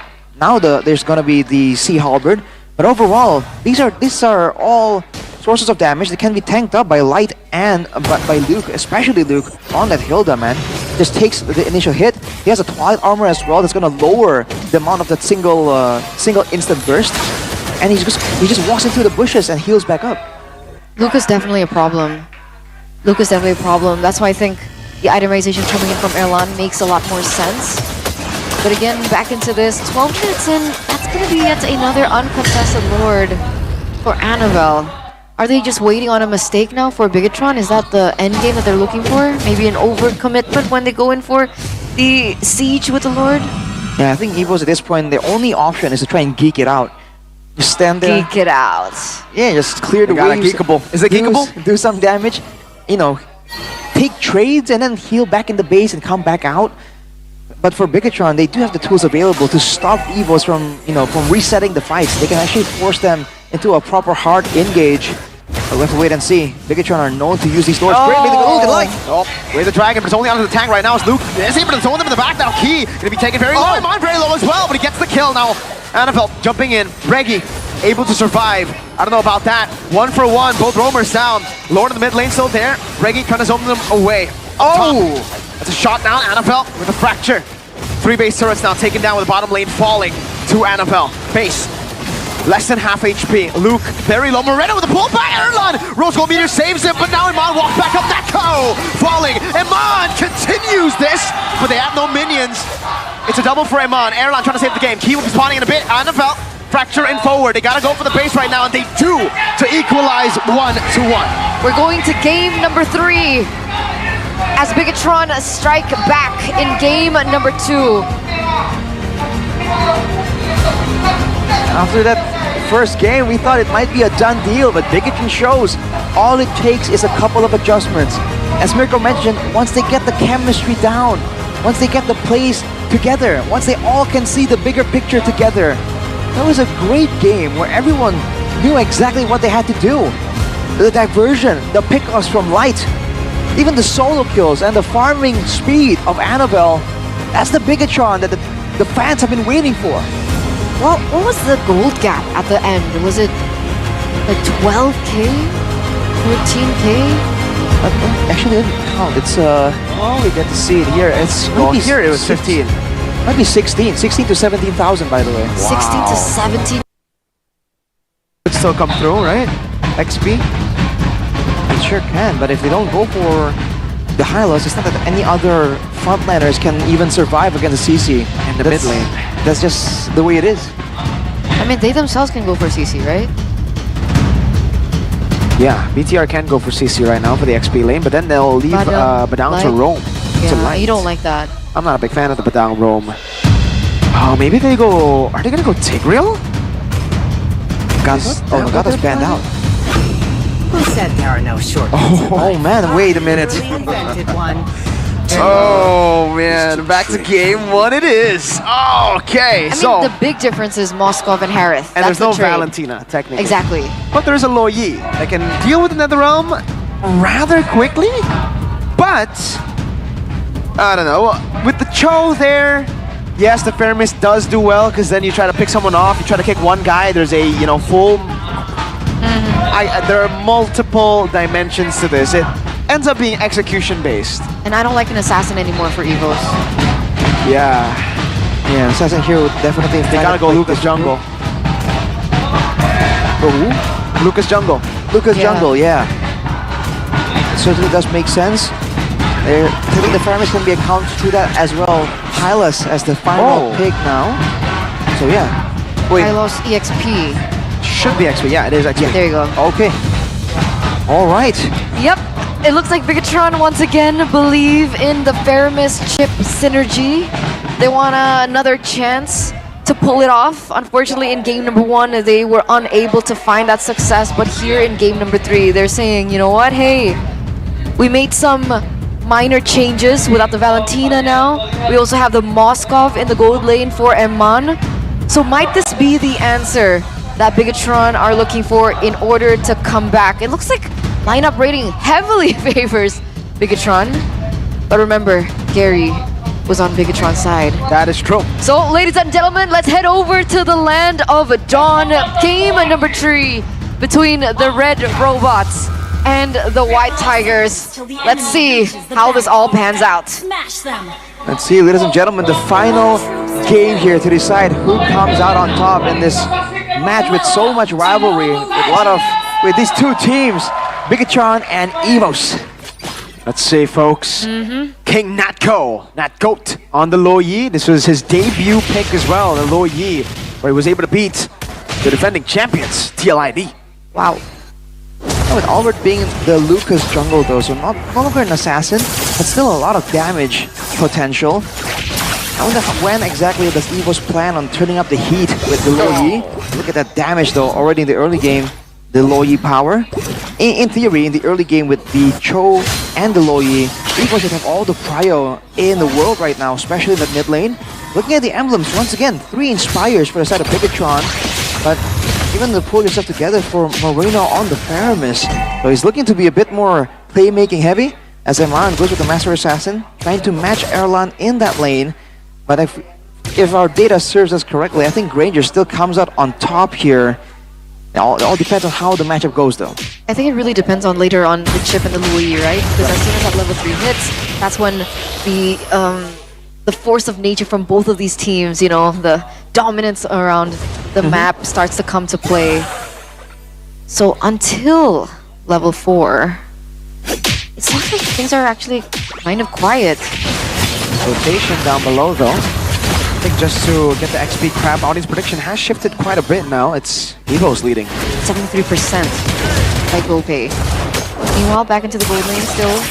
We've been battling things out. EVOs are looking quite aggressive here, invading into the enemy jungle. Light actually picks up a lot of damage from the early game pressure that Bluey can have, but seems like EVOs are the ones now with a little bit more control over the objective.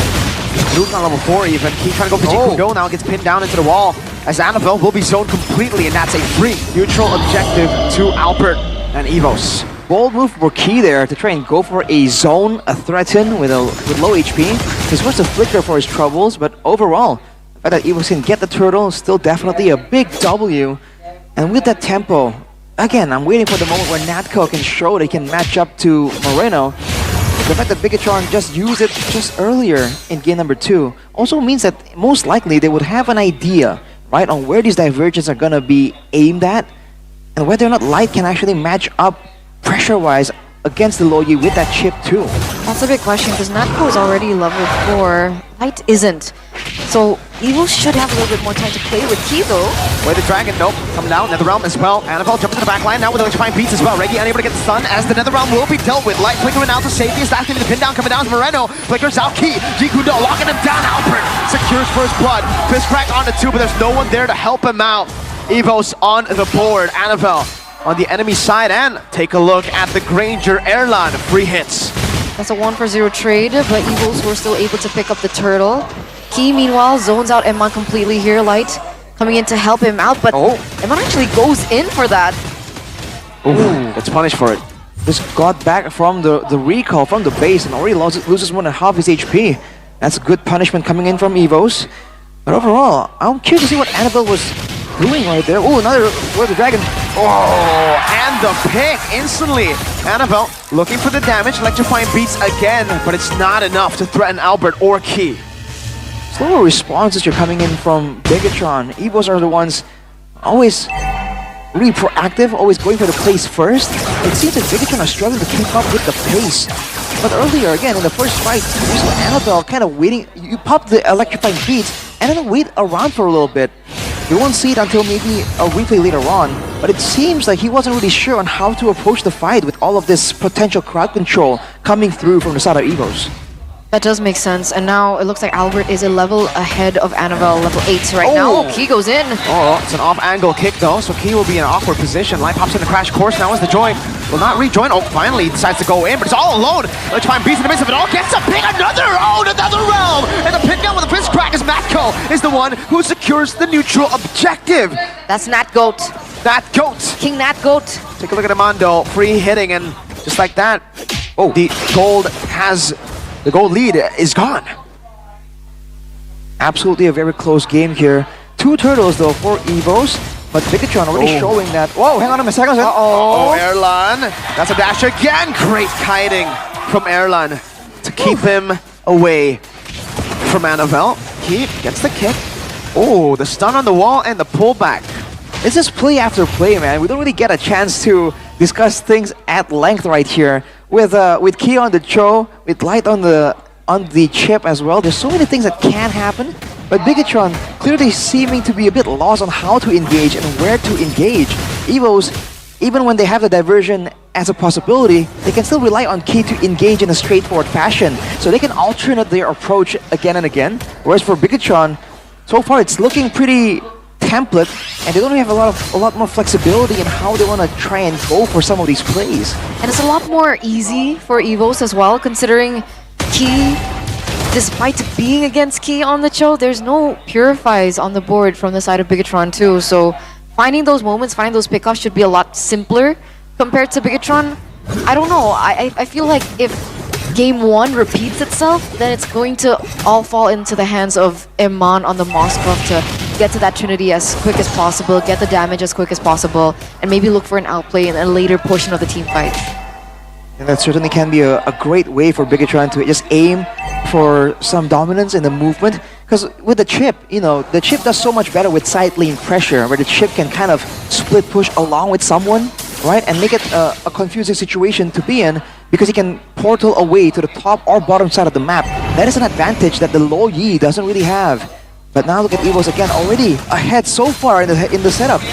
Jikundo, oh no way, the Dragon. Crash Course actually cancels it out now. Fist Crack on a 2.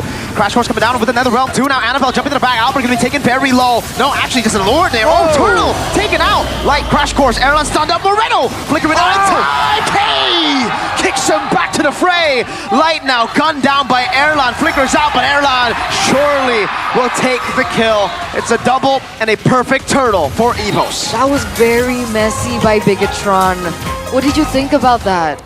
I mean, they were trying to go for the same approach there. Get in there, take the damage, tank it with the Netherrealm. But the fact that Evos has so much AoE makes it Netherrealm so much of a non-factor.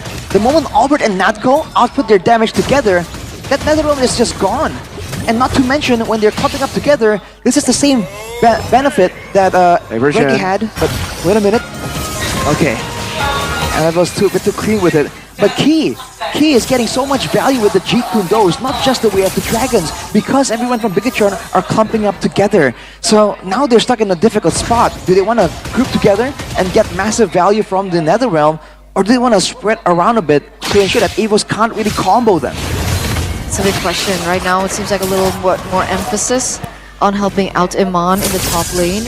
They should be able to get that tower, but it looks like Erlan very quick as well was able to take down the turret in the bottom lane first, rather. So again, a big question to Light. What's the plan with Light?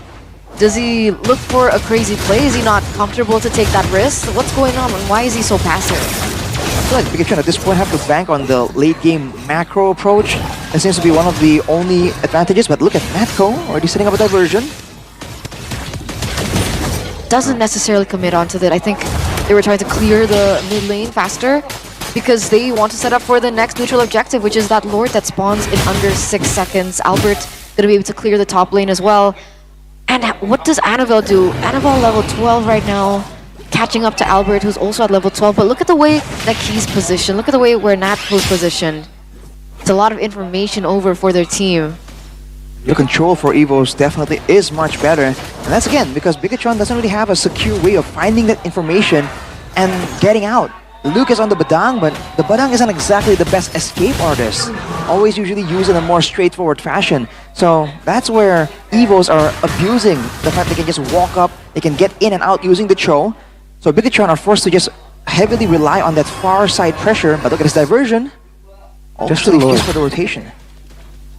Yeah, it's just to the Lord. They're not going to try to make an ambush happen. Super Ken there watching this matchup very closely as well. And they are bursting down. They're blitzing this Lord. Down to a quarter of his HP. Annabelle walking up now. Let's find Peace Retribution. Albert wins it away. Crash Course coming down with the shortcut too. Luke going to be taken down. Netherrealm a bit late. Light will be able to flicker in time. But look at the damage that's been placed down. Erlan trying to go for the snipe. Moreno will be caught. And he actually escapes here. Evos, they get everything they wanted. SOD. Oh, what? A dive from Iman to get Albert. Annabelle walks back in. Now, does he have enough damage? Erlan with the flicker out to safety. The mid lane will be cleared out again. A diversion, though, might catch Annabelle. Lo Yi flanking. No, they get away. What was that re-engage from Iman though? Was that worth it, that trade? I think that was planned. The fact that Moreno was in the area, he saw the SOD connect, he saw Annabelle actually still behind the members of EVOs. If they re-engaged together at the right opportune moment, there was a chance that could have worked out. But the fact that Annabelle got, that Iman got immediately blown up like that, that definitely wasn't part of the calculations. EVOs now with a 2.5k gold lead, gonna be even more dangerous. And keep in mind that that whole fight, the moment Bigatron all walked through the portal, the three members, they got knocked up by the Jeet Kune Do from Key. So this Cho performance is subtle, but it's absolutely great from Key. Diversion spotted. Natco, right there. Lord. It's gonna be taken down. Meanwhile, Light in the back. Oh, gonna be caught. Electrified Beats. Oh! The Shadow Stampede brings him in. Annabelle still looking for the damage. He still has Electrifying Beats.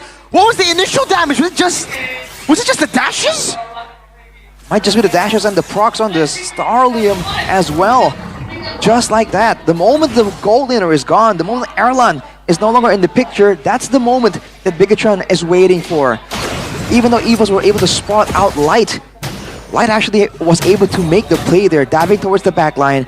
It worked there. Unfortunately, there's no real objective on the map for Bigatron to capitalize on. And the next time Light tries the same maneuver, tries the same trick, EVOs will be ready for it. I mean, that's an assumption anyway, right? But that's exactly what we were looking for. More initiating plays coming in from Light on the chip. And sure, there weren't any objectives on the board, but that was a shutdown onto Erlan. 6-1-2 now. Who was able to take him down? Was it Annabelle? Did he get the shutdown earlier on? Because I think that's it was Annabelle. That's value, It was Annabelle, right? indeed. There you go. Look at Erlan though, even with that shutdown, 35 stacks still on the Sky Piercer. It's not great. 500. Yeah. Not great, but you know, it's still relevant at this point, right? With 6 kills. I think for EVOs, they gotta respect it a bit more. The chance for Bigatron to actually make a play like that. So you can see them positioning more defensively. They're sending Reggie out there, you know, as a bit of a bait. It's a bit of a sentry. With 2 seconds to go for the Lord. This is again where Bigatron can try and use all the global pressure they have to their advantage. Technically, they have the Moskov and they have the chip to work with. So in terms of tools, there's more that Bigatron can do creatively instead of EVOs. So now, he seems like he's opening up the map, giving up vision, but again, the idea that Moskov is always on the side lanes. Wait a second. Albert claims the Lord in the bottom lane, and tier 2 will fall. It's a trade. Tier 2, Luke!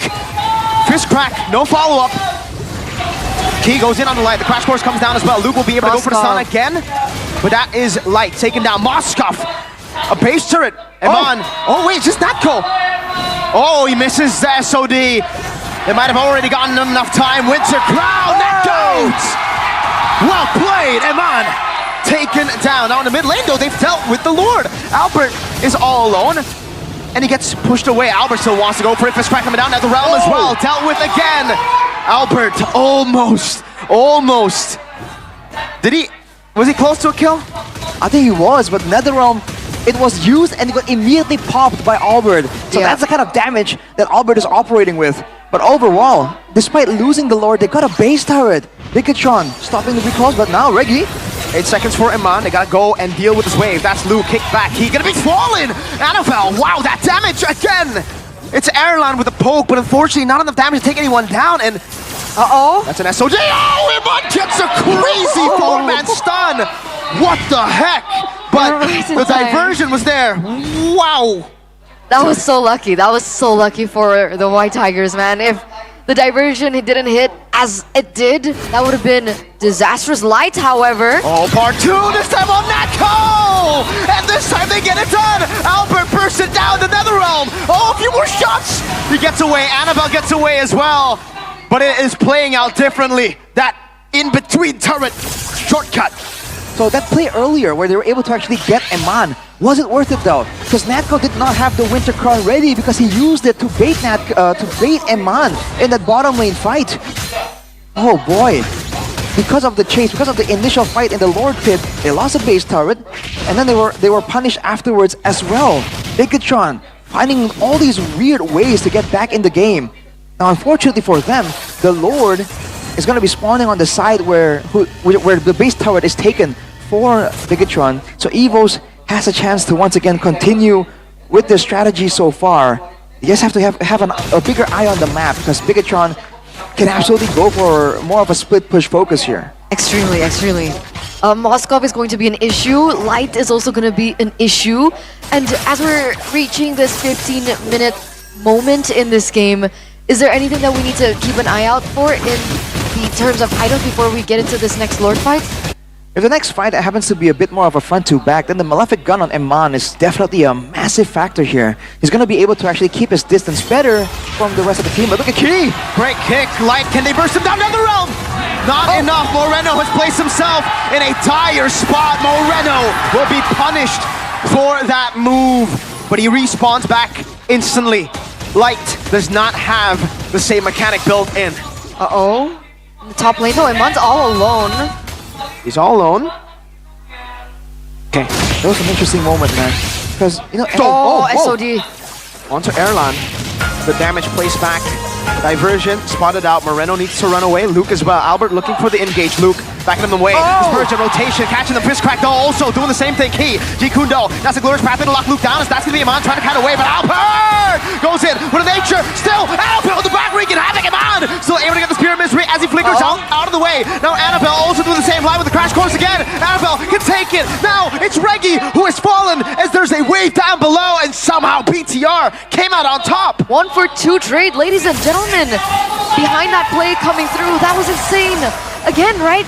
The portals coming through has just been so important for Bigatron in their re-engage as well as Eman and the SODs. And it looks like Annabelle should be able to pick this up uncontested. And there it is. With a save for Evos out of nowhere with Key, a death sonata.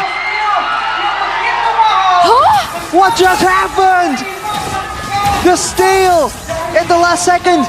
The winning moment, it seemed, for Bigatron has been overturned. Reggie's up, they can diversion back in. Oh no. This is not good for Bigatron. They're going for it now, but Bigatron are going to be able to actually whittle down the Lord before Evos get in the picture. Oh, look at that. Look at the damage, the piercing damage. The Lord will be able to charge. Key goes over to G Kundo. That's a charge. Light with the flank as well. Oh no, Evos. A bad spot. Crash course coming down. Albert released to be able to survive. Luke coming in as well. Another round not in time. There is Erlan gets another kill. Light with the flicker. Albert gets killed by Erlan one more time. Key, G Kundo away the dragon. Emma burst it down by Erlan. Again, it's a triple. It's a maniac as he snipes Moreno down on top of the base. What is this man made of? An amazing comeback from Evos in those final moments. And it was all Erlan. It was all Doma. What? The steal into the chase, into the maniac. It was a close game. The closest out of the 3. But unfortunately, Evos, they have done it. When you think about Albert and Key and them falling off in the early game, you completely forget that there's Erlan right there. Always the carry when needed. The man's found his jam in MPL. Back in the day when he subbed in, he was only given one chance, one match subbed off, one game subbed off. Now he finally gets time to adapt to the stage, and this is what Erlan could do all along. That was crazy, man. Everything happened so fast. You didn't even notice he's 14-1. Oh boy. The final chain of events was unsettling because honestly, Bigatron, they could have taken that. They had Light, they had Eman as well, but that steal was so beautiful. That should have been a sure win for Annabelle. So let's talk to them right now. Let's talk to Evos. Let's talk to the White Tigers.